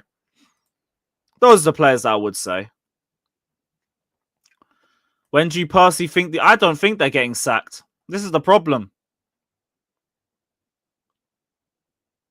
I don't think they're getting sacked. But then that's why I'm thinking, look, what's the point of wanting the manager out? Like they're going to get anybody better. Oh, Napoleon, allow it, man. Nobody had Cucurella in player of the season conversations until this season under Maresca. Please allow it. Allow it. Enzo has probably been the most improved player this season. Allow it. And Caicedo, just because we have a better structure, has improved levels. Don't like Maresca if you want, but let's not be disingenuous. Let's not. Caicedo, Enzo, Cucurella have all improved. You're saying they regressed. Wow. Okay. So we don't want to be logical. That's cool. That is cool. But if you're talking about Cole Palmer, like I genuinely think Cole Palmer's just in very bad form. Because he's in a position that allows him to take shots on goal, and he's in a position that allows him to create chances consistently. He's just been in crap form.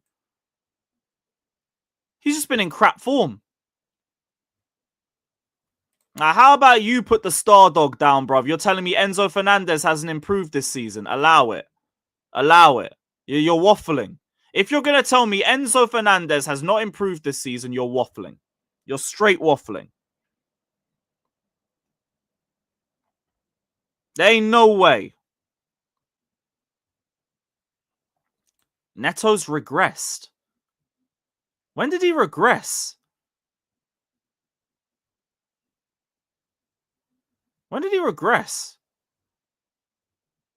This has just been Neto. He had a nice little purple patch around like October, November, but this has just been Neto. Like, we're going to say he's regressed. That's a new one. Nkunku, so I am not blaming Maresca for Nkunku ghosting Conference League games and against teams in relegation form. We're not doing that. Palmer's regressed this season, but again, I put that more down to form. I think that's more on him. I really do. I think his confidence has dropped because of the bad form, and now it's just spiraled. You see it in how he overtouches everything now. He overtouches everything now. I genuinely think with Palmer, it's a confidence thing, and he has to just get himself out of that. He really has to just get himself out of it.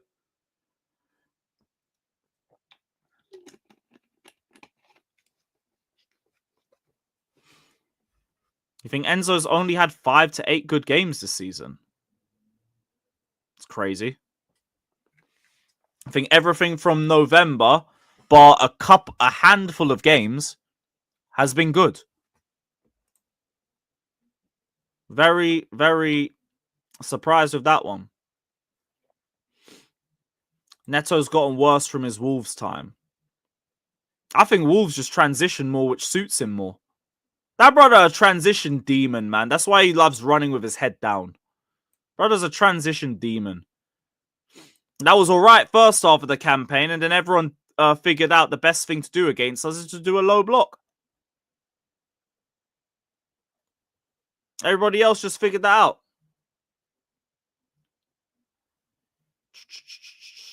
I said overrated, just a stat padder. Well, fair enough. Fair enough to you. This is the thing. Like, don't like Maresca if you want, but don't lie about players that have clearly improved this season.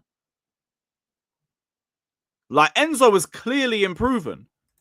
Because at the start of the season, I was cussing him out every week. First couple of weeks of the season, I was cussing him out bare. But I have seen an improvement. I have seen a visible improvement in his game. Like, and then they'll say with Cucurella, oh, but Cucurella was playing like this last season. Why wasn't he nominated for Player of the Season then? Why was he nominated for Player of the Season? Because he wasn't playing to the same level that he is now. Fact is, this has been his best season for Chelsea. The end. The end. So he's improved under Maresca. Same as Caicedo, same as Enzo.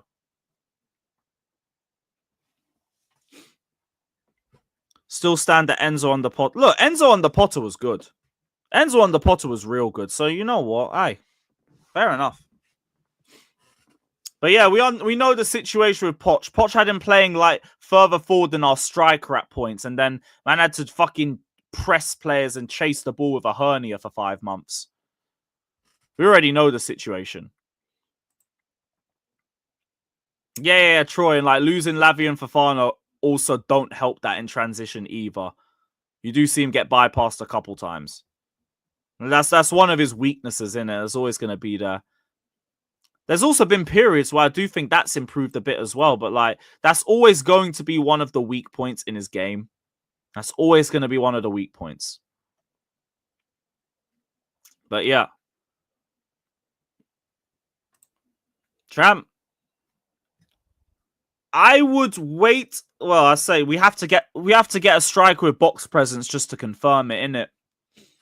Because like maybe you get that profile, you start getting a bit more like chances and assists out of Neto. Maybe you get a bit more. But if you haven't done that, getting Neto is just nothing really. Bit of an upgrade on Sterling, and that's it. Bit of an upgrade on Sterling, and that's it. That is it. Hands on the pole was good because the players around him were so bad. It made him look that much better. No, it's just because we had him playing deep. I think we had like 2 midfielders around him. Just can't remember who specifically because they were all fucking injury prone. Oh yeah, Jorge Mendes tax. Yeah, that makes a sense. I heard that we had to pay the highest agent fees this year too. I saw we had to to pay the highest agent fees this year? Was it on Dodgers? On the last 2 windows. The last 2 windows. 60 million. Oh, brother, man. 60 million down the drain. Oh, for fuck's sakes, man. For goodness sakes, I can't be bothered. Cannot be bothered. Oh, shit. Well, don't know what our plan is. Don't know what our plan is.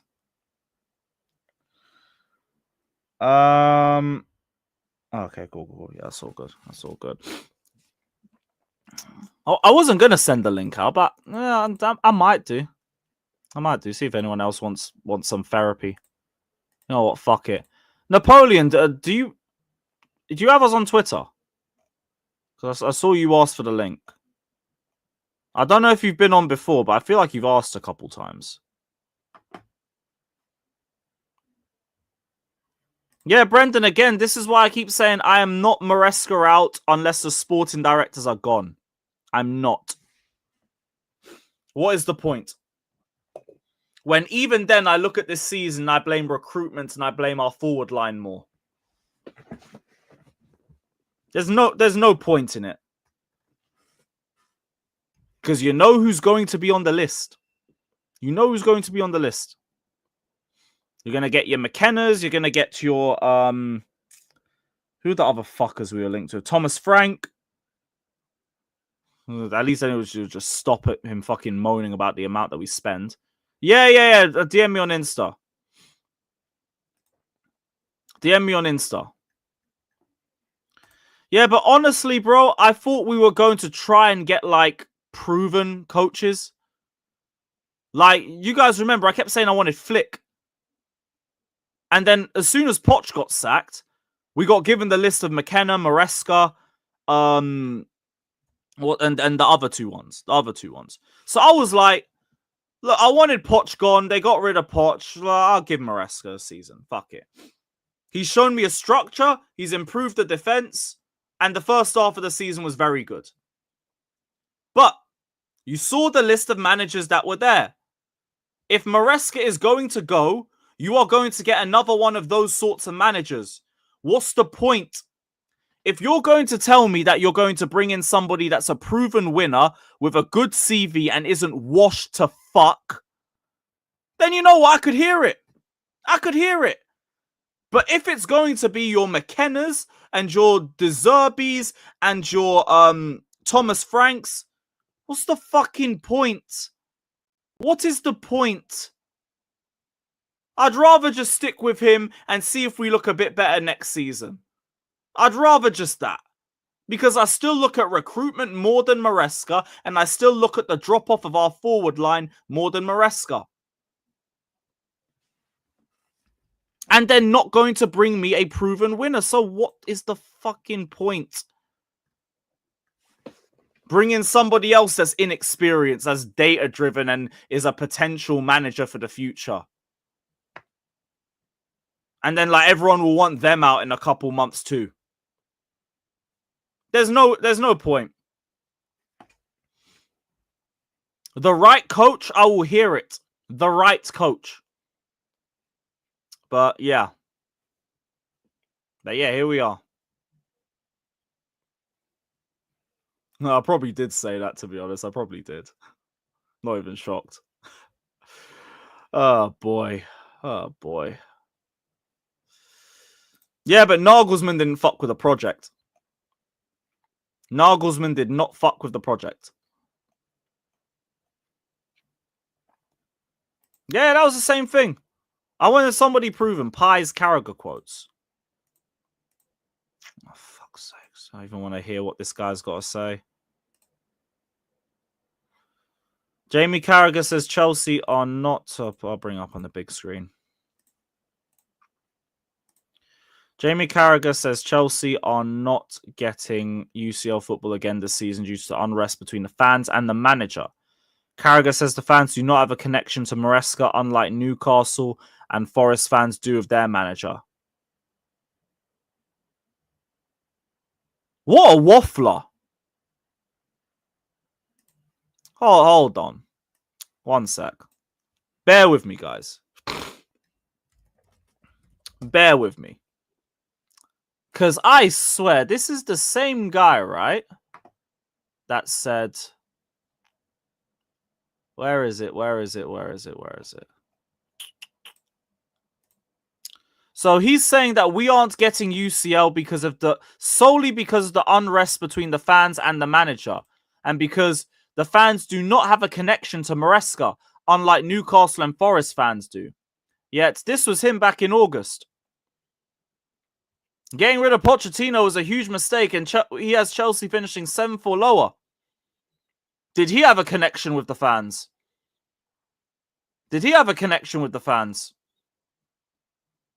He didn't even go clap them after games. Just wafflers. Wafflers and shit narratives. Oh, we're not going to get UCL because of the connection between the fans and the manager. Whatever, man. Maurizio Sarri never clapped the fans once because he had a phobia of the pitch and we got third. It's chatting shit. It's just chatting shit. Just straight nonsense. Yeah, man, bro, it's results. Just go results. Say you're not getting top 4 because of the results. Nonsense. Absolute nonsense. And I knew that Jamie Carragher quote was going to piss me off. I fucking knew it, man. Fucking knew it. Ugh, dead. Right, yeah, you know what? Fuck it. We'll see if anybody's about and wants to like just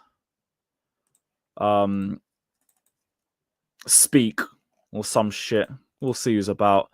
Yeah, we'll throw the link out. Napoleon, I did see your message, so yeah, just give me a sec. And fuck it, we'll see who's around.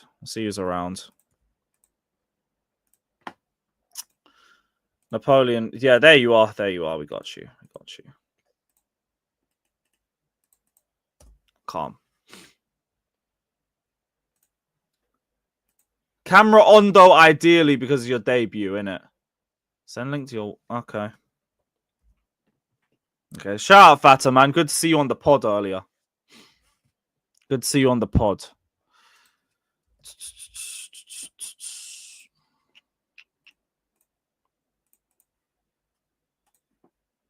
Cool.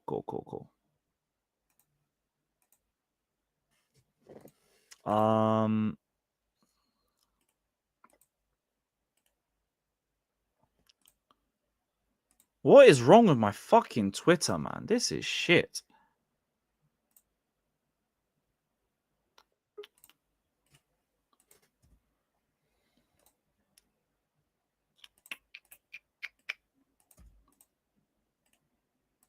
Can't.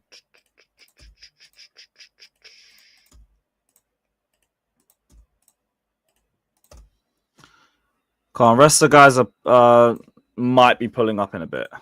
Might be pulling up in a little bit.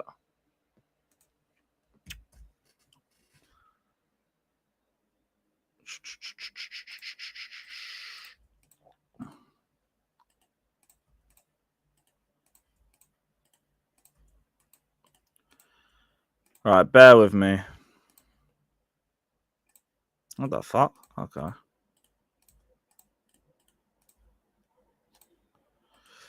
Oh yeah, I didn't even say, guys, but yeah, smash the likes, all of that shit. Big up all you, man.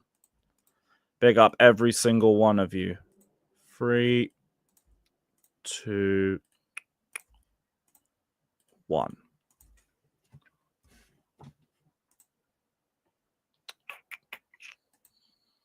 Everybody? Is that everybody? Yeah, cool. Yo, Fata, man. Good to link up again. What are you saying? Oh, good. So, since 24 hours removed from that shit show. So, since I'm suspended, I need to know what's going on Twitter, so I can't even see anyone. You're suspended again? No. I don't follow much of the accounts on that I got suspended on. I thought they really blocked your second burner. What have you been doing? I Nah, don't bro, know. preseason didn't say anything. Like, the last season, we had a great preseason, was shit all season. This time, we had a shit preseason and then became good and then shit. Like, apparently, Ancelotti lost bare games when he had preseason with us and then won the double. So, yeah.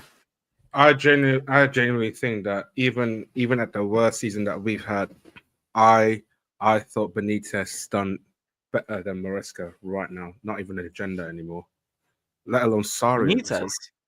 Benitez, yeah. Yeah, he finished, Like people hate. third. Yeah, your mic. Oh, Benitez got hated from our fans, but still won the trophy. Yeah, that was because the Liverpool connections, isn't it? Because he didn't want to apologize for everything he said, which I mean, I won't even front. I don't blame him for. Like, you said your shit, stand by it. Yeah. Yeah, better squad. Probably a better coach too, to be honest. More defensive and everything, but yeah. I think Big up Napoleon. Welcome to the channel. We had the right to big up. Oh, well, I think you got the stream in the background. Is it good? Yeah, you're all good, man. You're all good. That's up, bro. So safe for jumping on. Best of Fatio, man. Yeah, what were you was saying, your bro? Comments earlier, yeah, because I want to know what you're saying about earlier, because I didn't see. What? I didn't see that. I think he said something about the comments that I missed. No. You said you wanted to jump on for some topic specifically. I don't remember what it was. Nah, I just want to go through like the pros and the cons of his manager, man, because I really don't like this guy, bro. Like, I'm not arguing anyone down at this point. I know my opinion on it, but I'm not cussing out people for not rating Maresca now because I just don't think we're going to make top 5. But bro, like, come on, bro. Yeah, so at the beginning of the season, right, when we bought like Neto and all these guys, right? Who, like, you thought we would make like top 3, right? At least minimum. No, my aim was always top 4. Top 4, maybe top 5. I said with Liverpool, I got a lazy eye with them because I don't know how they're going to be like with Slot. And see now they've been playing. But I didn't really think third like that. I was just focusing more on top 4. I don't think we're going to make it, man. I really Nah, don't. neither do I. Like, we had to beat Brentford and Ipswich, and we pulled 2 points out of that. Yeah. And, fuck, man. We have Jackson. But honestly, like, with all the criticism that I hear from Maresca, which I understand, I just look at recruitment and the forward line more. That's just it. I'm more like, the thing is, it's not even manager problems anymore. Like, people's asking if I'm Maresca out. Like, no, it's not even that. It's not even that. Yeah, big up. But it's not even that I don't want him out. It's just the problem is that you got to provide a manager some sort of a tool to succeed in this football club. It's as simple as that. I think the manager will be the last piece of the puzzle for us to take that to the next level. And again, like, we've been asking a lot of players that clinical striker, especially in center front third. Is Jackson a striker? We've had this conversation for about 9 months now. No, he's not. Actually, he's more of a left inside winger. And then we fumble ourselves into a point where that window in January is just that. What are we doing in that situation? The last two. Last two. Well, you could even sorry, go far last back and say 3. Last 2. Okay, the last 2. Anyway, but you're right. I remember going through that summer window, and like with most of the transfers, I was just saying, I don't know, but I'm gonna see how it lands. I think I said that for Dewsbury Hall, on Rodion, because I weren't really sure how he was gonna ball out for us. Now I just wish we made the move. Kellyman, because who the fuck knew about Kellyman? Like, a lot of the transfers had me just thinking, I'm going to see how it cooks. And it's undercooked. It's raw. It's been undercooked for ages, and that's the issue as well. No, I think the main thing is that we didn't get the goalkeeper and the striker. That was the main thing. Like, if we had like got 2 of them, right, I think we could, but we didn't. But you see why I look more at recruitment then? Yeah, but at the same time, bro, we don't have our team is way better than 6th, 5th, bro. I disagree. Well, I agree. On paper, Like, here's on the paper, thing. I'd say I'm looking more at recruitment, and I do not mean that takes the blame away from Maresca. Maresca still has to be held accountable like that. He's just a bit lower on my shit list. That's the only part in the conversation when I was listening earlier that I disagreed with you, Lewis. This team is good enough to make top 4. Yeah. So where I don't even need to like. Last year's team was good enough to make top 4. He didn't make it. This year's team is good enough to make top 4. So if he doesn't make top 5, to me, even without the sporting directors or whoever, you deserve to get fired because that's underachieving way too much. Because this league is shit. That's my whole thing. Even without the sporting directors, he got to go. And the sporting directors, you want to trust them to go get another coach? Big up, Wolfie. I don't trust them at all. But just like with the players, because if they sell, they've been selling players for a while, and they haven't replaced them with better players. But I still want them to still buy me players because I'm hoping at least they'll luck into something like they lucked in with Palmer. Like that's really the hope. Is like, yo, you guys somehow, somewhere, you luck into a good manager because that's really the hope, right? Do you know what it is? People saying about this team should be good enough for top 4. Our thing is just that by default, because of the way that we say it's Chelsea as a club. That's why I said like it's. No matter how good our players are, the expectancy is that Chelsea, the name of Chelsea, should be in that top 4. It's not about the way that how squad our look like. It's by default that we should be in that top 4 because we're the bigger club. Yep, and I agree that some decisions that Maresca has made has also been a big reason for this, like just not dropping Robert Sanchez for one. Games where we do see the late substitutions, for example. Some matches where he's been outclassed, like the likes of Fulham at home, where we got outcoached by Marco Silva and all of that. But there's also other aspects to it. Our entire forward line has fell off a cliff. We had the second highest conversion rate in the league in December. In 2025, we have the second lowest. How has that metric dropped off to that amount while we're still creating chances consistently in game? The forward line has fell off a cliff. All of them. I think that's why I got to look at the individuals. When it comes to Maresca, I look at the goalkeeping situation. I look at the way he's managed certain games.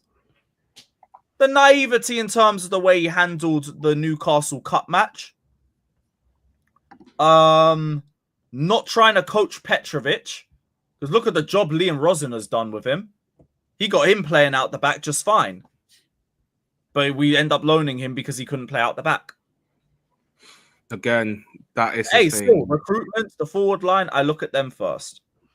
I would, you know what? Yeah, Trev, I did say that, and guess what? They fucking let me down. Yeah, the recruitment has been extremely poor overall, but I mean, he said the rest is going to pick Thomas Frank. Yeah, I've been said Thomas Frank was going to be a manager. But either way, I've said that for years. But either way, it's like, if everybody is poor, I look at the manager, right? Because somebody got to give you something. You got to be able to get something out of someone. And all these guys are playing like dog shit, man. It's actually really bad when it comes to the forward line. And I don't. My only thing is like I will only back a manager if I see some level of genius, and it's like, okay, even with what you have, because the reality is that we all know this instinctively. If you had Tuchel with this squad, meaning that you don't have background noise in the background with training, and this guy's unhappy, he's going through a divorce, all that shit. Tuchel coming in, it gets way better out of all these guys. Conte, whoever has won a league title here or has done well here, and then. As for Turo was saying, you're having situations. We say that, but Tuchel struggled with the attack as well. Different players, obviously, but he still struggled with the attack for the best of our attackers. Well, yeah, our attackers weren't performing. That's it. That's a better way. Of course, you can say he struggled with the attack for 2 years, but both those years we still made top 4 comfortably. And yeah, because I'll give you that he'll set the defense much better. The last year he scored like a third most goals in Premier League history. So as bad as it was, like as bad as it was effective, and it was getting shit done. Some of these players are better than the players that we had then. Jackson is better than Havertz. Palmer is better than Mount. Neto is better than whatever you would get from Werner. And these guys, and so if you're comparing that level to what you're getting now, and it's a much younger squad, hungry, all these different things. My thing is, I haven't seen anything from this manager to show me that okay, regardless of what's going on, I can back him because I see some level of genius there. It's not there. So then I look at the player side or the recruitment side. Are you going to get players to suit to elevate him or help him out? That's not going to happen. Right, so then, like, what the fuck do I do then? You might as well keep cycling managers till you find one that actually works. Yeah, that's the only thing that makes sense, bro. Like, that's your only option. Your idea is like, even if we're not gonna necessarily get anyone more proven, you'd rather just roll the dice one more time. Yeah, not one more time until we get one, bro.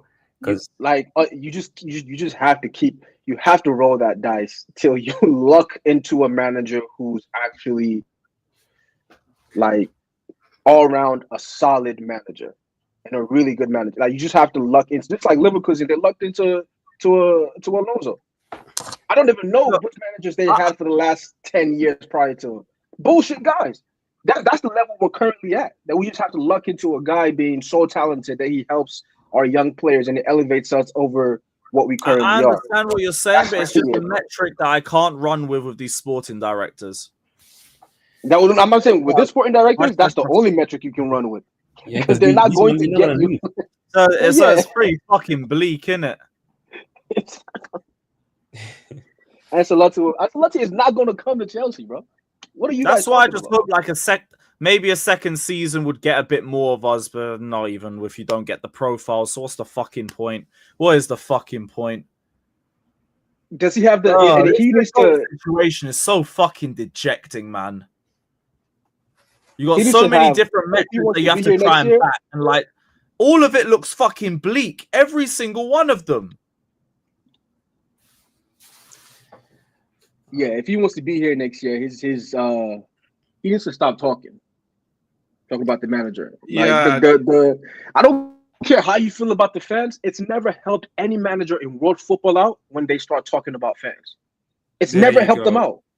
You don't start talking shit about the fans, and the fans wake up and they're like, you know what, guy? Remember the fact that you're right. We're shit right now. It's our fault. Let's start chatting. That's never happened before.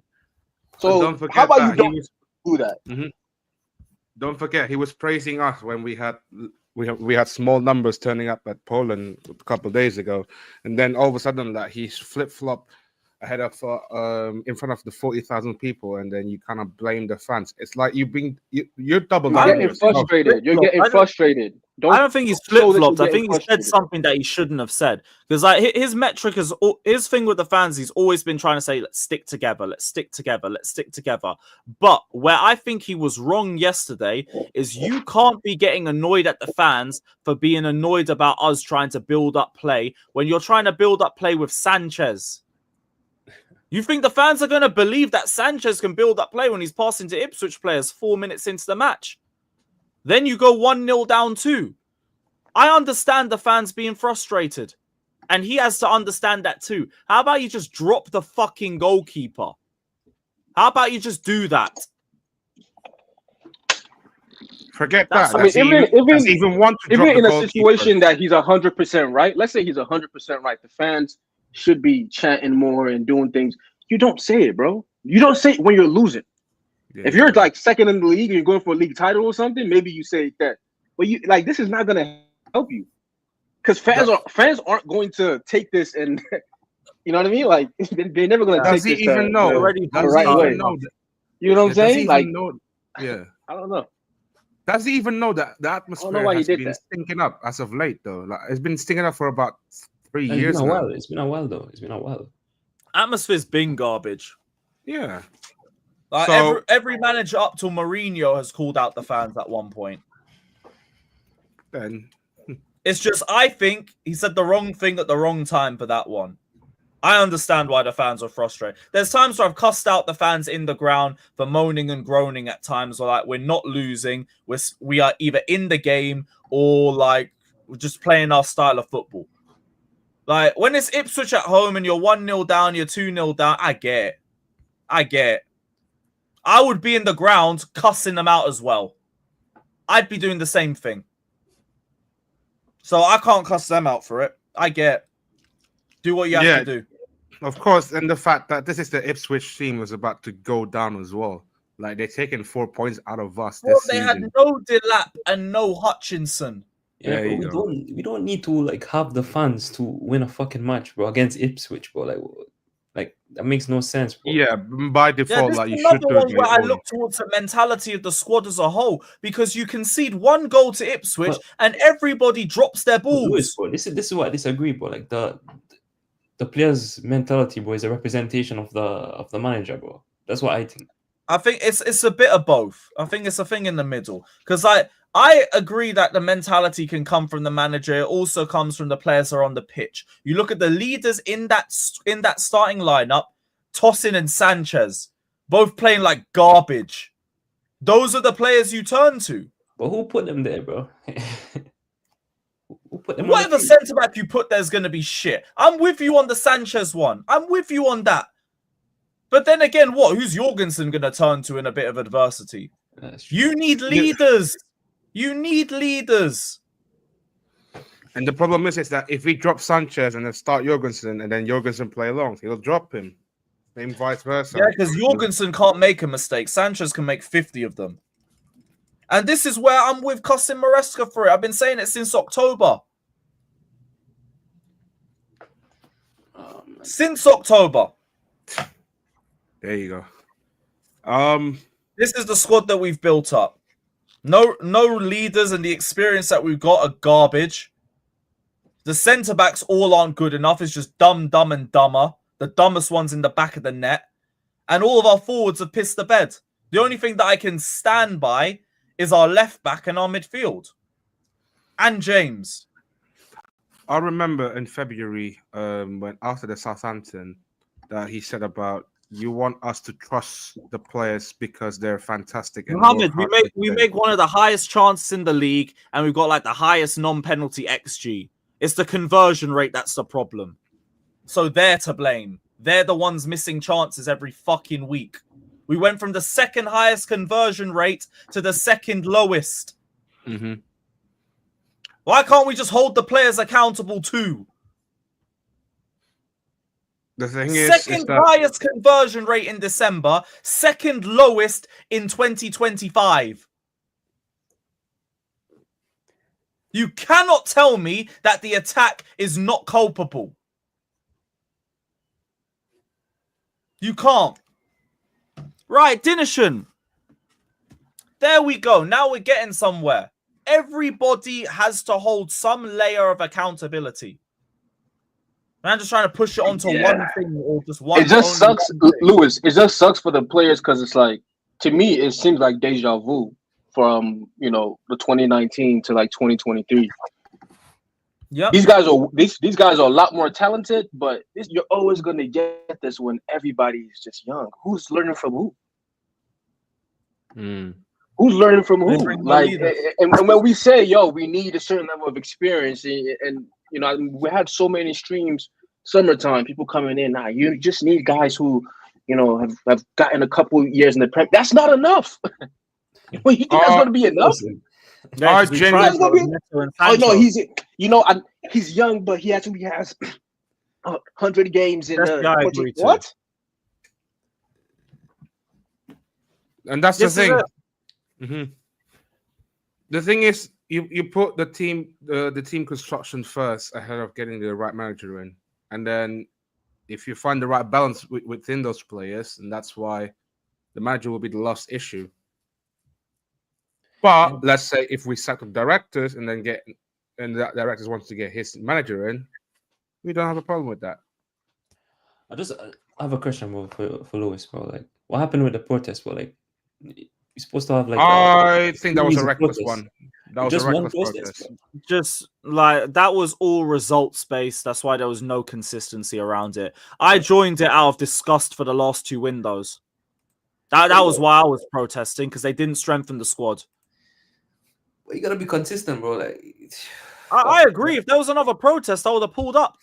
That was. I wasn't the one that organized it. The guy who organized it had me blocked anyway. So no, I didn't have any say for it. I just pulled up because I wanted to do my part. I had to be brutally truthful here. I'm gonna expose myself a bit here. Apparently, I was with the guy at that Legends game at Anfield, and funny enough, What, the guy who planned the protest? Yep, I saw him at Anfield Concourse, and we had a convo about the way that the protest was run. He admitted himself that it was reckless, but he did it like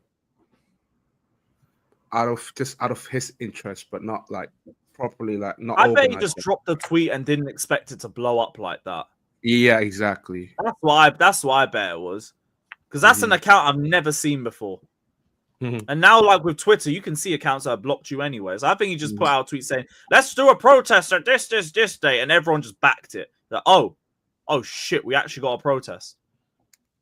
Yeah, that's why it was just like a hot mess full of a bunch of different people protesting for different things.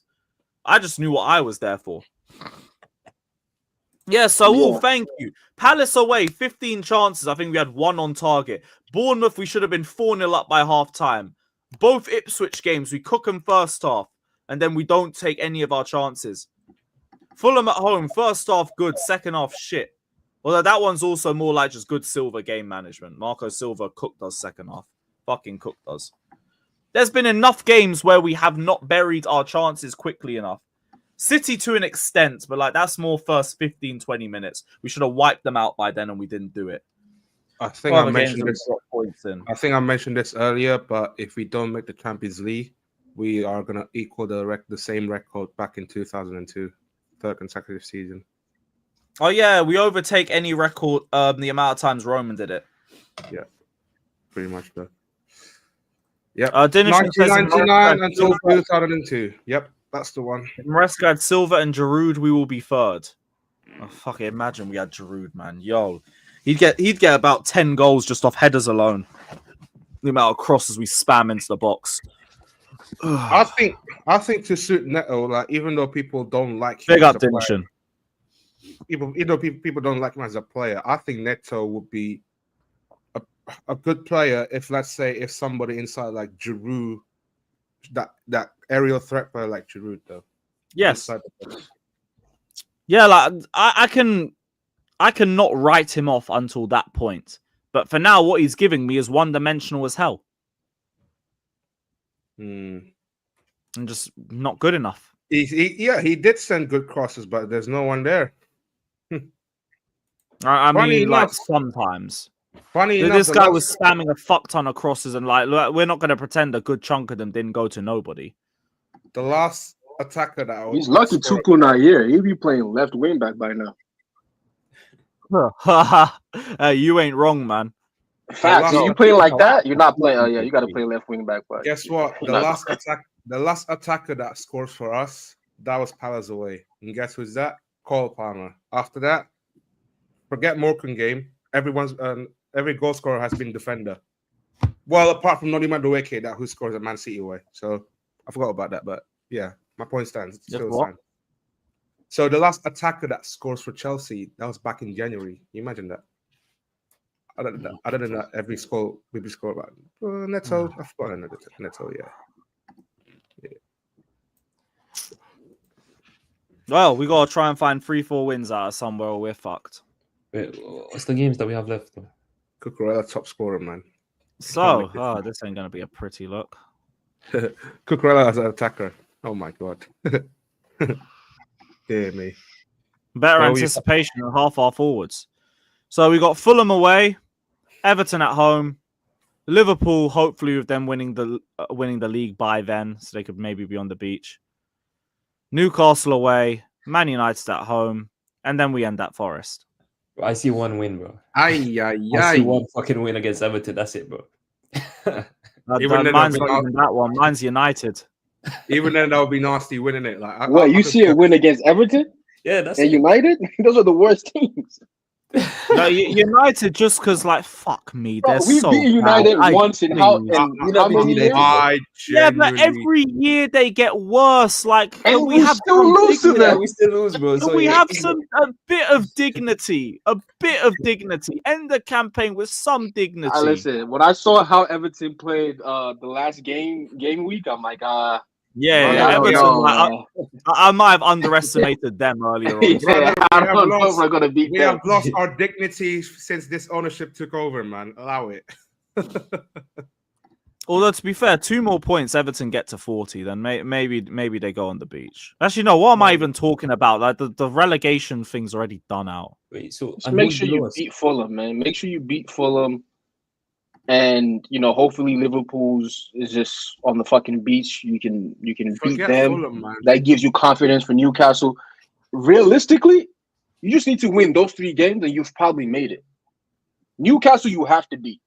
If you don't beat them, yeah, we're not making it. Like, you have to take points off them.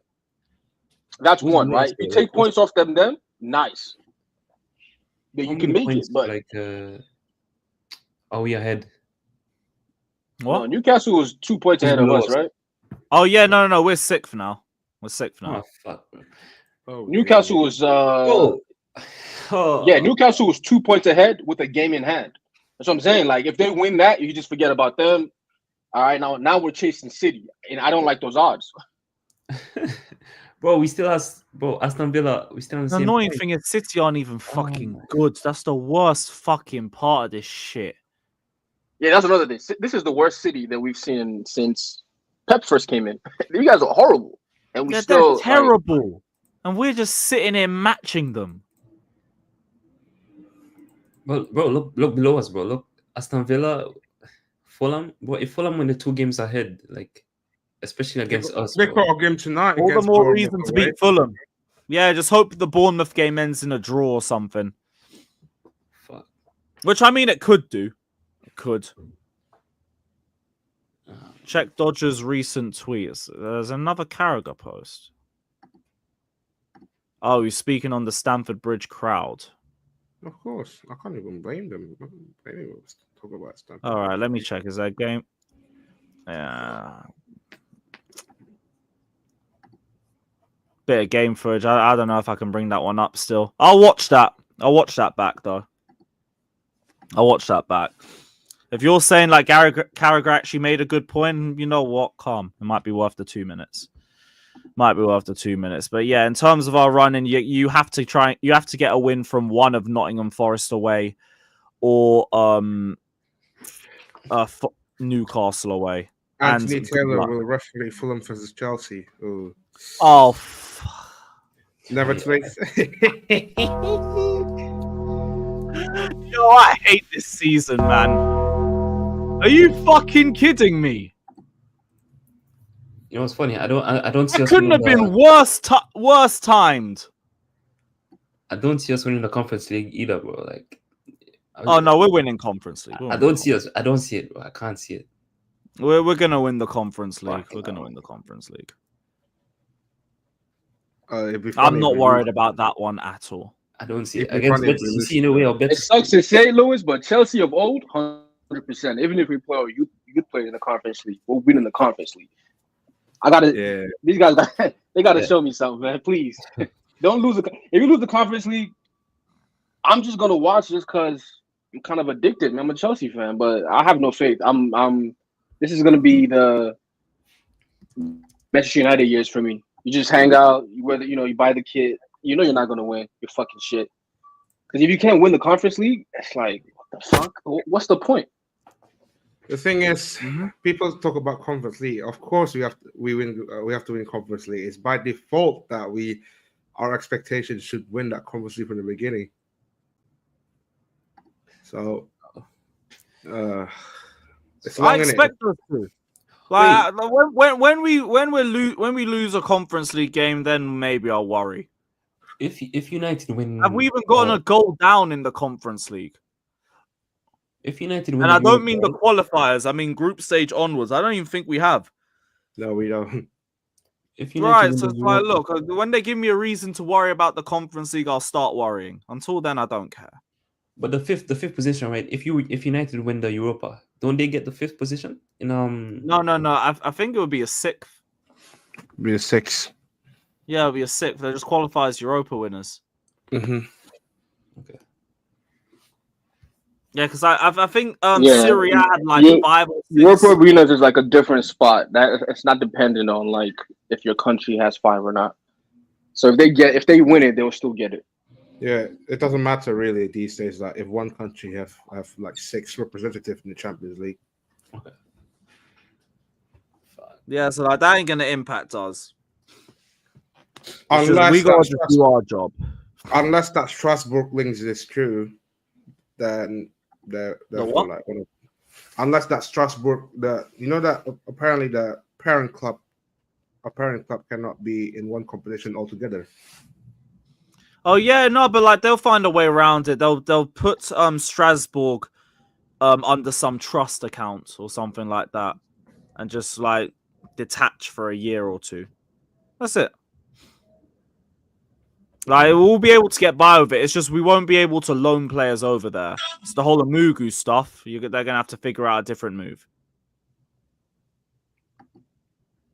So yeah, that's for them to figure out. Limbo. In a limbo. Yeah. Fucking depressing, bro. Oh, okay. Pi's recent tweet will summarize it. Nice. What was it about that tweet actually? Oh, he's just dropped another one about Anthony Taylor. Yeah. So what has he said? There's absolutely no connection between the supporters and Enzo Maresca.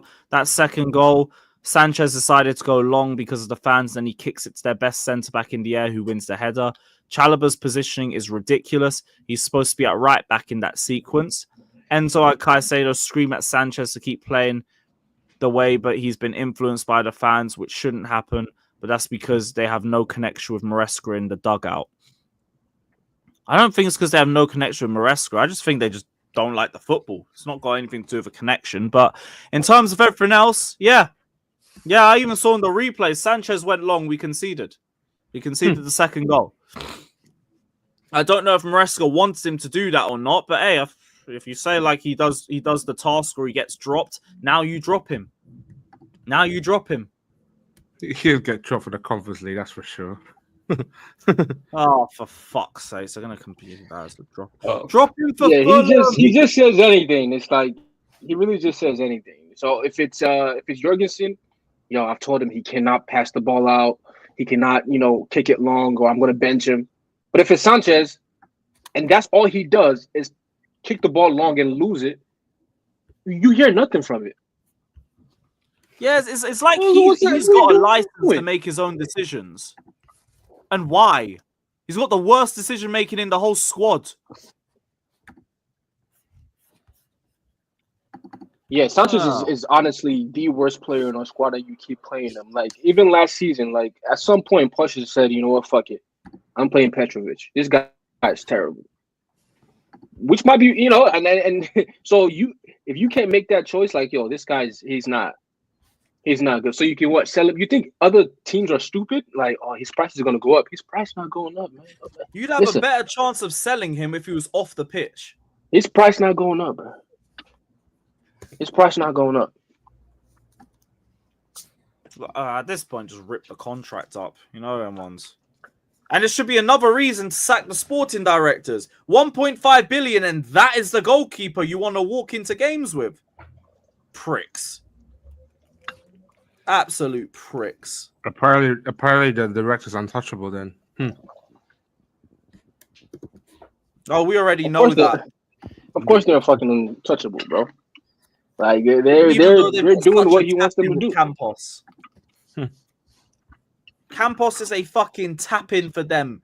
Easy PR, and it would actually just give people a step of confidence in you. There you go. But we're not going to do that. We're going to stick with win stupid. And then just pray to God that we get top 5.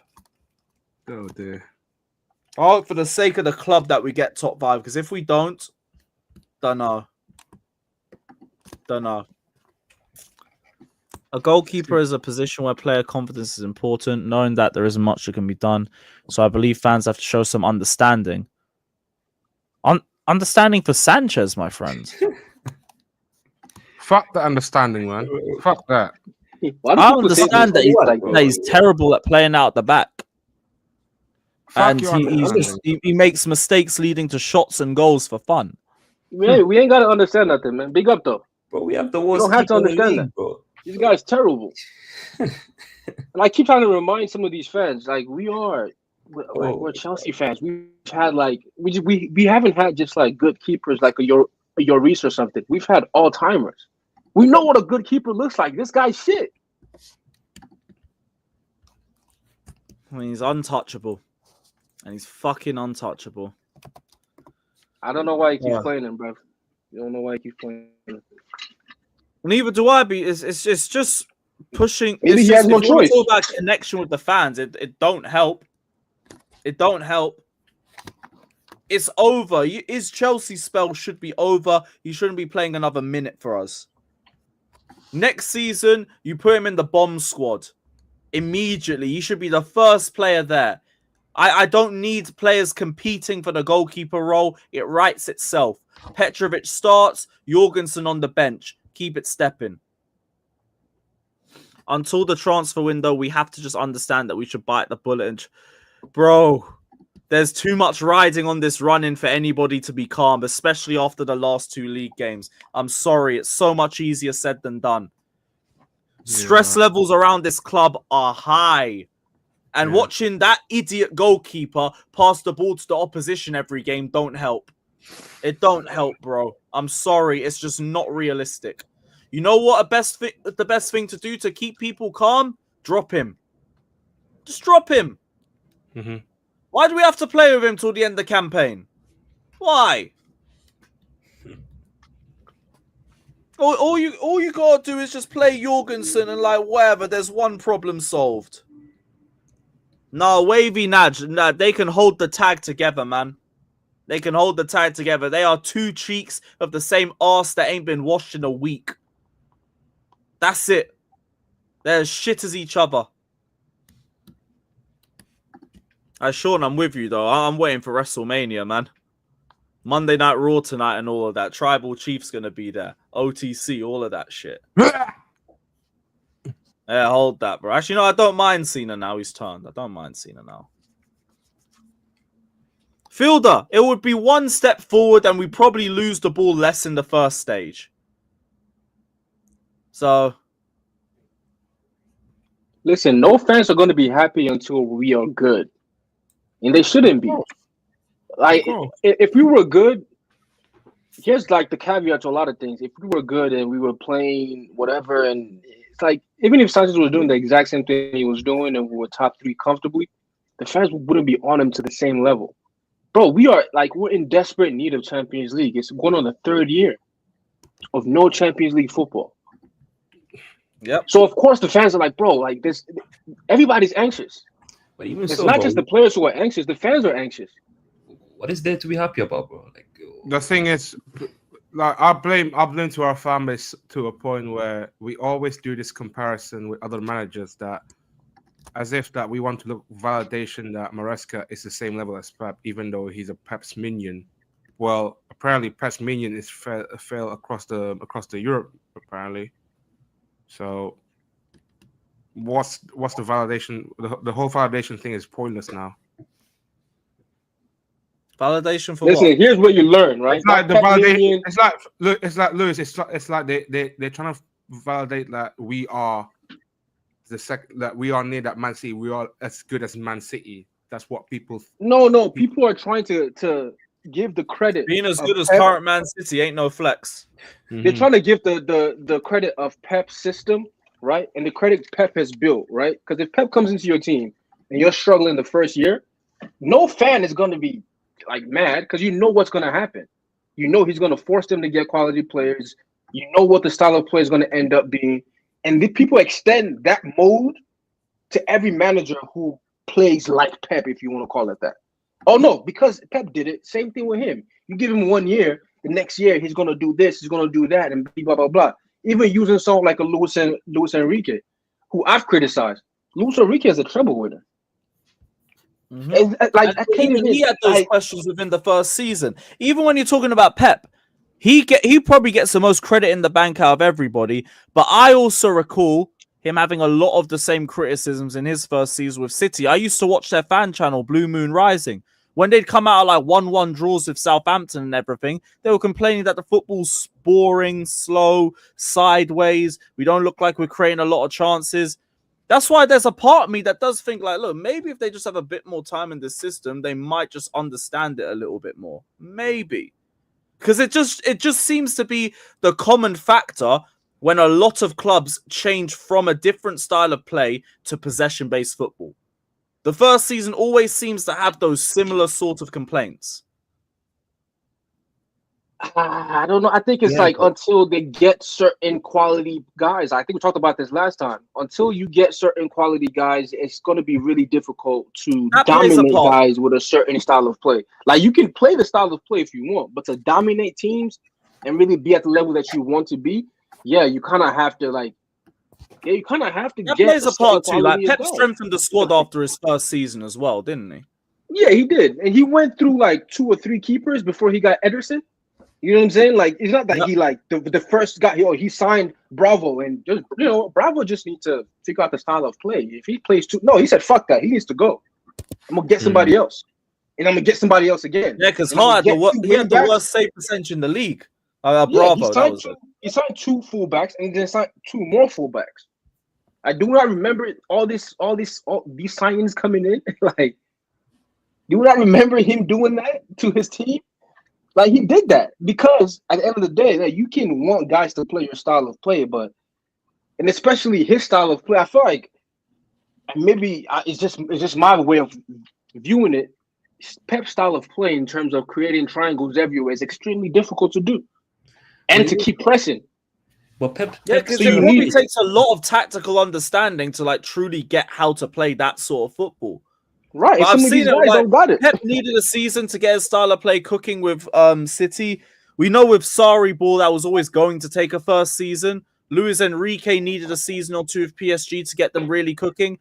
Part of me's thinking if there's any hope with this Maresca system working, he might just need another season. And also, I beg you, just use the fucking transfer window. And if we're not going to do that, what's the damn point? What's the point? Now, this is more just a theory with me, innit? But I've seen it happen with so many teams that switch from one style of play to possession-based. So, okay, well, I hope that's the case for us. What teams can you look at and like use that kind of example for? I've always seen PSG as like they've always had a lot of quality guys. PSG with what's it called with Enrique? Pep's first season with Manchester City.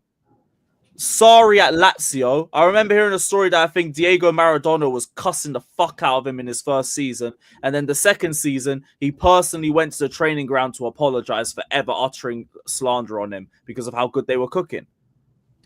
So part of me is just thinking like, look, if this is the common factor with teams that switch to possession-based football, maybe it would be just better off and maybe they understand the system more in the second campaign. Maybe.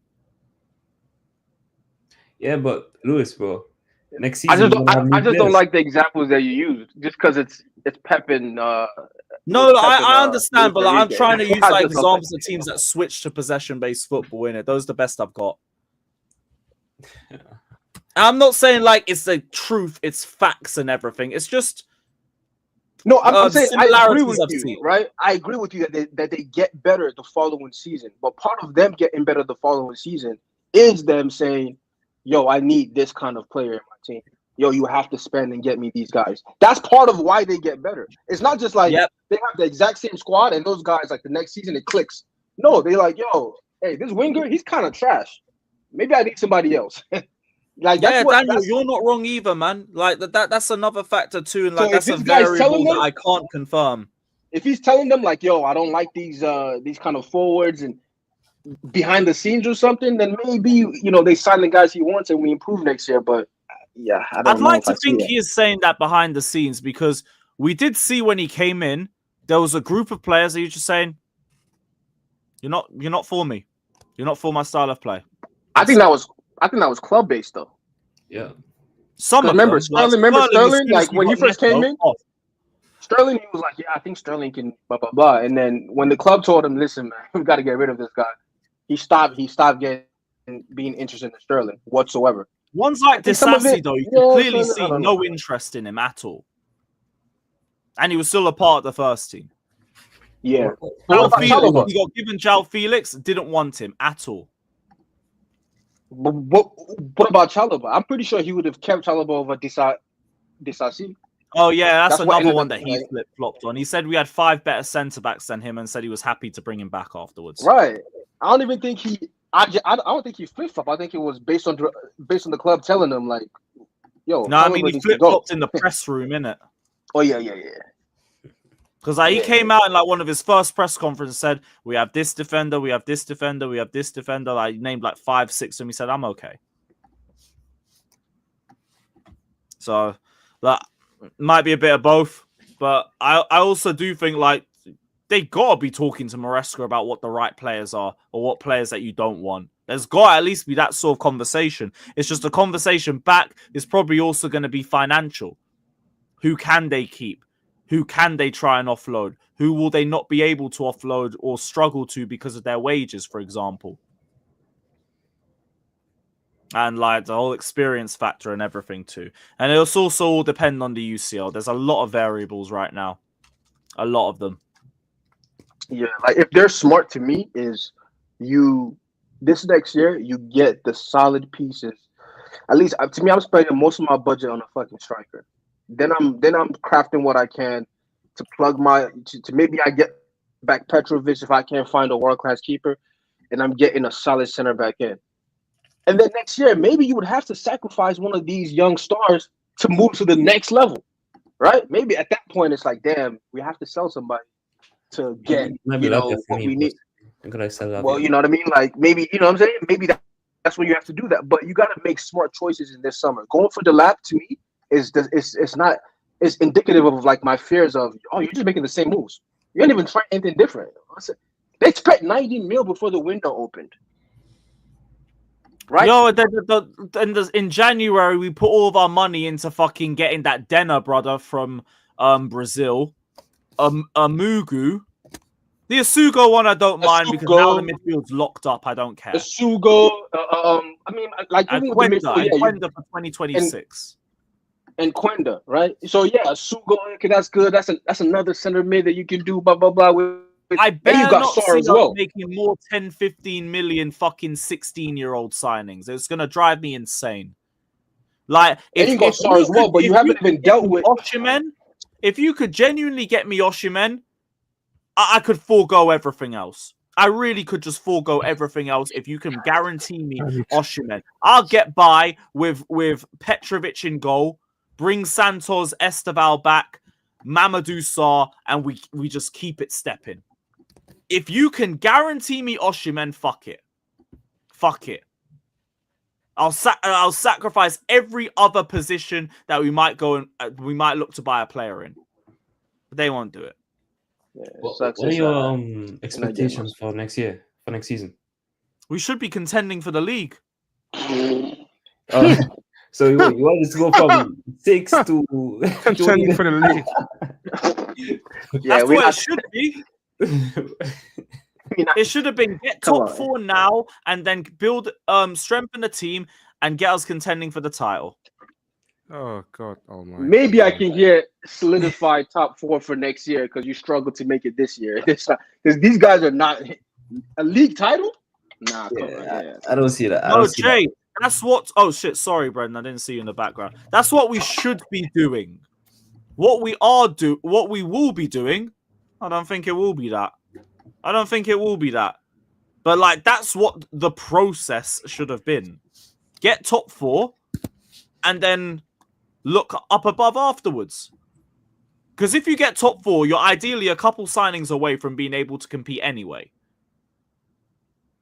But hey, here we are. We won't even be able to make those signings because we won't have the UCL money and we'll be fucked. So I don't know what our plan is. I really don't. But again, my thing, if you could get me Osimhen, I don't care if you don't buy anybody else. I don't care. That would do me enough. Have Petrovic in there. You get by with the other fucking bummy centre backs.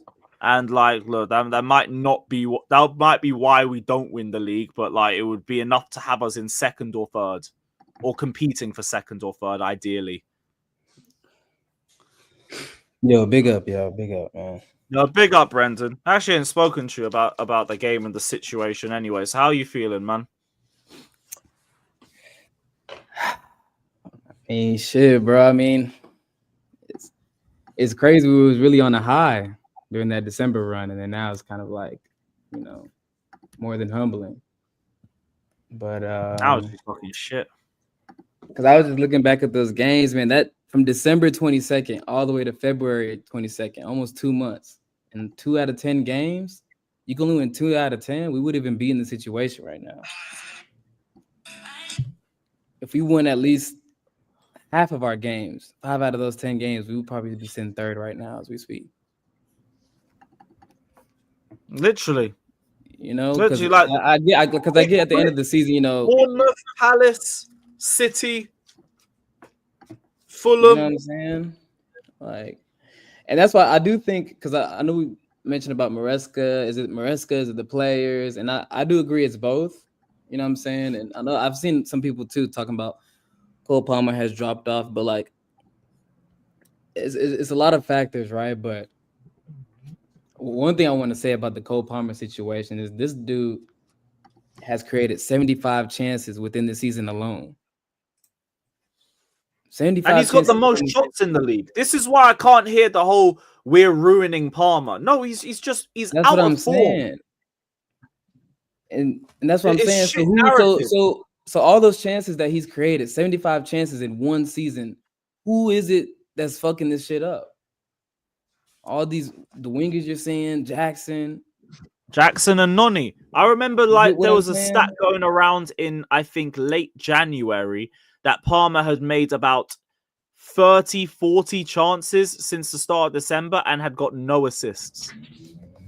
This is what I'm saying. Like, you got to think about that too. So when people are saying Palmer's dropping off, not necessarily. It's the motherfuckers that are not finishing it for him at least. Like if you're creating 75 chances in one season, dog, and you can't even at least get a quarter of that, like come on. Like it's not helping. Forget the players. Most chances in the league, man. I think Like, some of come the on, times dog. And he's got the most shots in the Premier League. And mind you, he's sitting on 14-7. So imagine he can at least get 10 converted. You be sitting high and say, "Oh my gosh, Cole Palmer is having an amazing season." If he just had at least 10 look at this one. He got an assist on the third. Is that the Tottenham game? It might be the Tottenham game. And between that and his last assist on the 1st of December, he created 39 chances. Like I get it. Cole Palmer has been even beside his chances created, he's been, you know what I'm saying, lackluster and kind of shit. But I mean, damn, at least help the motherfucker out, dog. Can you at least do that? Yep. At least like Palmer's form's been poor, be but for me, this is why I say his form's only been poor for me the last couple of months. Because before like the end of January, he was still creating hella chances and people were just not burying them. James, who we linked to? Another winger? What do you mean? I swear, if he's underage, I swear down. You know what I'm saying? So the thing He with better Palmer at least is, be able to buy a drink in America. Garnacho, man. These guys were in talks to sign this guy in January. People forget that because it didn't happen. Let it slip. They were in talks to sign this guy for 50 million or something like that. So they have that. So why are you planning to sign a guy like that for the summer?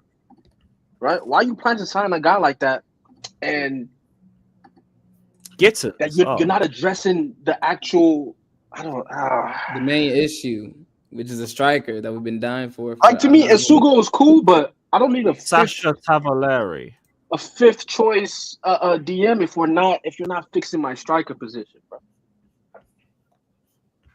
You know, I don't care about this. This kid is trash too. James gets bro. I know nothing about this guy. Jamie Gidget. Isn't his Bino Gidget? Isn't it him? Yeah, it's Bino Gidget. It's a different Yeah, Gidget. yeah. Yeah, come on. This guy's mid. It's mid, bro. It's mid, bro. You're not gonna do it for us, bro. Oh, brother. Just not gonna do it. Let me check. I wanna see what this guy's got. High progressive carries and successful take-ons, so he's meant to be a good dribbler. Decently high up for non-penalty goals. Low for shot-creating actions. Very low for progressive passes. Oh, fucking hell. High for shots total. That's not helping. So he's a dribbler and a shot spammer. And even his dribbling, Pretty is a lot high of it is non-penalty speed. goals. He's quick, just like Neto is, but Similar to right. Sancho. I don't know. Similar He's to- sounding like a transition demon. I think he's from the Yeah. Bundesliga, so I mean. Oh well, I'm already not moved. I'm not gonna lie. Already That, not that moved. does sound like Garnacho. I can't lie. The only difference is the nigga's black. Black. No, Garnacho. Garnacho's got Same thing. much Garnacho. worse shot creating actions and like finish and dribbling. His dribbling's especially crap. Yeesh. But hey, being better than Garnacho, what a flex. What a flex, man. Mm. Sasha like, at some Tabulari, point- decent source, but At some point, we'll just really talk about how far this ownership has failed in their three years. Because my whole thing was always comparing their first 3 years or first 4 years to Roman's last 4 years. Because if I compare the first 4 years of Roman, that's not fair. Come on, like, come on. You know what I'm saying? I don't want to do that to you. So I'm gonna do the last 4 years, the worst era of Roman, Still where not people fair. say the worst. I'm gonna do that. that's still not fair. Like And we even then, made that's some not No, even it's a fair. fair That's not point. fair. That's still not even a years, fair but you point. know what the intent was. Yeah. It's not fair. You came in, you was talking shit. You said the sponsorship level is low, the commercial level is low, the football level is low. All this shit is low. And in 3 years, you got to show me that you're doing better than what he was doing. Especially if you're gonna come out and criticize as soon as you bought the club. We don't That's even have a crazy. Then you must be front- doing. You have to be moving different if you're gonna criticize the last. You know what I'm saying, the last person that took over. So I mean, it's just. and Yeah, you have one of nothing them to said show they had a for it. personal hatred for Roman. That was the Tottenham guy, right? I think it was the Tottenham guy. What's his name? No, I think it was Wiss. Wiss. Yeah, it was Wiss. Yeah, that guy. I think it was Wiss. Old guy, bro. I think isn't he dead, bro? I thought he was dead. Shit. No, but you look like he was close to it, innit? Bro, I thought he was fucking dead, bro. Yeah. No, but it's like you can't get away with saying that and then having fans, come out and say, yeah, this is what you have to do to have a sustainable model. What Roman did, it wasn't sustainable. I missed out on Champions League. How many times on the Roman? Once. Mm-hmm. We didn't get a shirt sponsor because of that. I got out the top 4 out of Champions League twice, and with the other time I got out the Champions League, I won it. I was 6th place, and I won the Champions League and FA Cup. Yep. And both times I was we're in 5th Europe, place. we I won won it. the FA Cup. Right, and the next year I was 3rd place. I won the Europa League and went to a FA Cup final. Like, so this, I'm comparing those levels to. Guys, you got to be patient so we can, if we build we can do what? What the fuck are y'all talking about? Especially if you don't have anything to back it with, it just makes it worse. Oh yeah, Sean. Like it was allowed because Barcelona used to do that shit till 2006. We just didn't do it because we thought we were smart and like we'll just wait until we get into the UCL and get a real nice fucking deal. Now what? Now what if we don't get? We're gonna go another year without a shirt sponsor. That's even less money coming in. What's the idea then? Also, if there was any truth to that Jordan stuff, you can forget that. Jordan's about winning. Yeah, that's another thing. Like, people just pull onto rumors and take it to the moon. If we make Champions League this year, then in 2 months with Trump's tariffs, Jordan Brand is gonna create. Come on, man, you gotta use your brains, man. It's not gonna happen. These guys are just giving you bullshit to like gets you kind of excited. Yo, if we make Champions League, we'll sign these players. Or if we do this, we'll do. Nah, I don't believe it. You got to show me. Get me one great sponsorship deal. Let me believe in your commercial prowess. Sign me one world-class player. Let me believe in your pool that you can actually Here's the sign these briefing guys. that we got to excite you after that draw. But hey, did you see the way he turned Chalobah? He dribbled Chalobah. Oh my god. Oh shit. Bro, I saw like 5 different Twitter accounts Dribbled reposting Chalobah, that bro. video. That's my striker. And then he ran to the corner flag. Blue coat was sold after that. I can't even lie. Okay, yeah, we've made contact with Delap. Nice. Because of course we were. Why? We just fucking played them. And they're in the same building. And this is even cap too. I'm sure they've been in contact with this guy for a long time. And they're saying first conversations you're having. They've been having Palmer try and like have a couple words with him and everything. You don't got to. He's gonna sign. Look at him. Look at this guy. You think this guy's gonna say no to Chelsea? Look, this is the biggest deal of his life. This is a West Ham striker right here. I can't lie. This is a West Ham striker. But that's the thing. He might be looking to start somewhere. You're not. Look, listen. I'm talking about his ceiling is West Ham. I'm trying to tell you, this is a Darren Bent type of guy. Robbie Keane, this kind of guy. These are not guys that play for Chelsea. So it doesn't matter. Michael Antonio replacement. Yeah, well, you wanna give him a boost and say come to Chelsea. Of course he's gonna take. When Chelsea fans are like, there's no drama with this deal. He's coming to Chelsea. There's no drama. Don't even worry about it. They're comparing him to Harry Kane, bro. That's what they're doing, bro. So they're trying to say we signed Harry Kane. They're trying to say we signed Harry Kane. That's what they're trying to say, bro. Nah, I've heard Baby Costa. You know what it is when it's a white striker, it's Baby Costa. When it's a black striker, it's Baby Drogba. And you know, if he comes, it's gonna be another Mason Mount thing. He comes, nothing wrong. Fucking hell, man. All this for a guy who I can't really tell you is better than Jackson. Well, he just has better finishing. That's it. That's it. And he's not even an aerial threat. He's like 6'1". Man. Brother. Yeah, I'll back people when they join us, but like, this ain't gonna move me. This ain't gonna move me one bit. But at least he'll get the fans because into a defender. His finishing is not that exceptional. That like I can already see this kind of play going on. He's gonna play. He's not gonna touch the ball for about 45 minutes because you're not playing against these teams who are in transition. They just hoof the ball to you. When you're playing for Chelsea, it's gonna be against low blocks 90% of the fucking time. He's not dropping deep to spin players like Jackson and And so when people see that and then see that he's not scoring, now we're switching between him and Jackson. Now Jackson is my main striker again. I'm back with Jackson. Yeah. The baby Costa. Because they told me Costa wasn't doing shit at 23. This is driving. It's actually driving me fucking insane thinking of this stupidness. It's the definition of insanity. He's gonna have 7 touches the whole game, bro. Bro, this brother probably ain't seen a low block in his life. He's gonna panic when he sees that kind of low block. When he sees 4 banks of 4 or 2 banks of 4, it's gonna shake his core.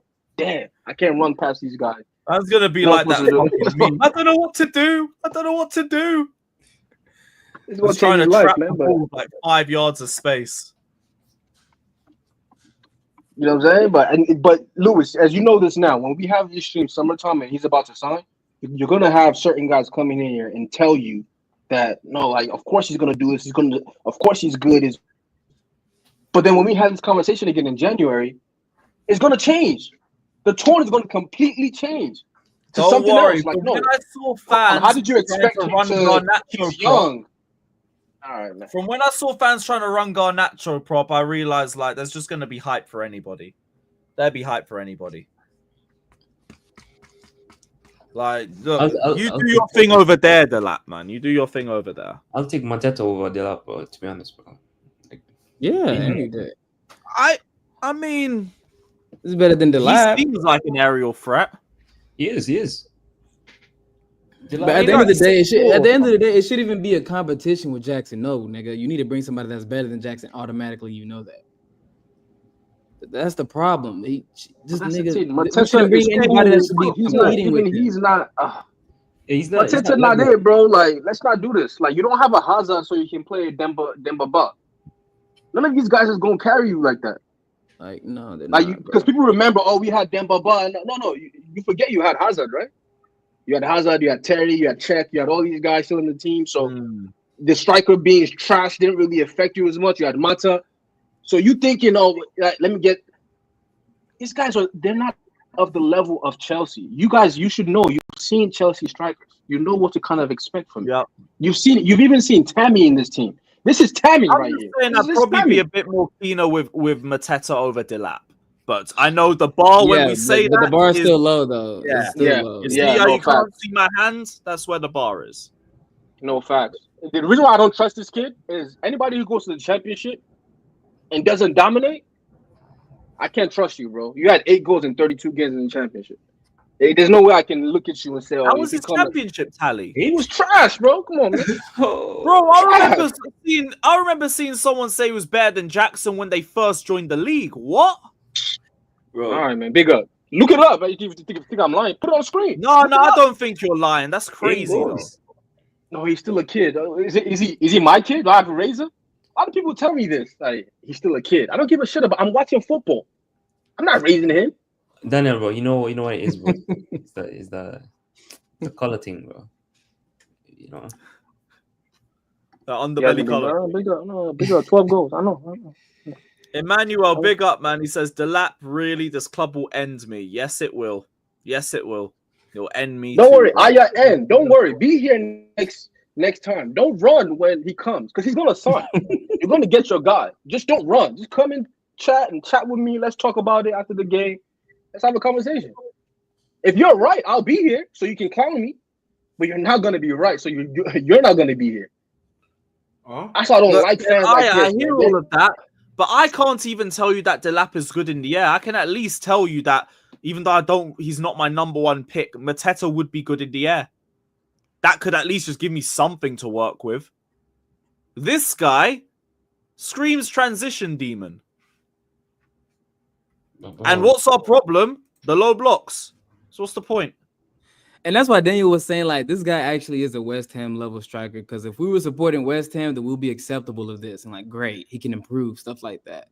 Chelsea is not a club where, we must wait. He's still young and we're trying to win right now. I don't give a fuck about what he's gonna do in the next 2 or 3 years. If you want me to be quite honest with you, I really don't. Yeah, care I'm done waiting now. This is season 3. What the fuck am I waiting for? It's not even fair for these kids, bro. It's not even fair to these kids. I've seen players, Ballon d'Or winners, come to Chelsea striker and fail. That's why we say it's the curse of a number 9. You've seen more experienced guys come in and struggle to be Chelsea's number 9, and your choice is, let me get the championship striker. You know what? You come do it. I was like, what? You have Lukaku, Morata, Shevchenko, these are guys with pedigree, and they struggled to be Chelsea striker. But it's like, no, let's make this young kid. Let's make him do it. They're not even better than the third choice strikers that we used to have, bro. Like the Kalous, the Remy, Dembaba. Bro, I compared Jackson to Kalou on Twitter. People were mad at me. Bro, Kalou's hold on. Oh my god, bro. You're disrespecting Kalou. I'm giving him credit. Bro, Kalou would fucking be a striker. Will be a starter right now, bro. Yeah, he would. Which is even poor, because Kalou at the old Chelsea, Kalou is never starting. You just come off the bench 20 minutes. Hey, Drogba's injured. Yeah, you can get. If we be that's your job. Hey, yo, Osimhen's injured. Yo, Jackson, come and play, man. Osimhen, he's out for a couple of games. That's what he's supposed to be doing in life. Not you're starting every day for Chelsea. And no, it's like, yo, Osimhen, he needs 20 minutes. Cool, let me go warm up. Fucking dead, man. This is just where we are in it. It's where we are in it. But you guys, I gotta wrap up this stream because I've got to head over to A-listers and just deal with an Igal and Hassan waffle sesh. I can't wait. I feel for you, brother. Good luck. Yeah, no worries, man. I'm about to bill it and just have a couple puffs before that. But yeah, big up you, man. It's been a great conversation. It's been very therapeutic. And yeah, everyone head over to Don Hussam. I'm going to redirect over up the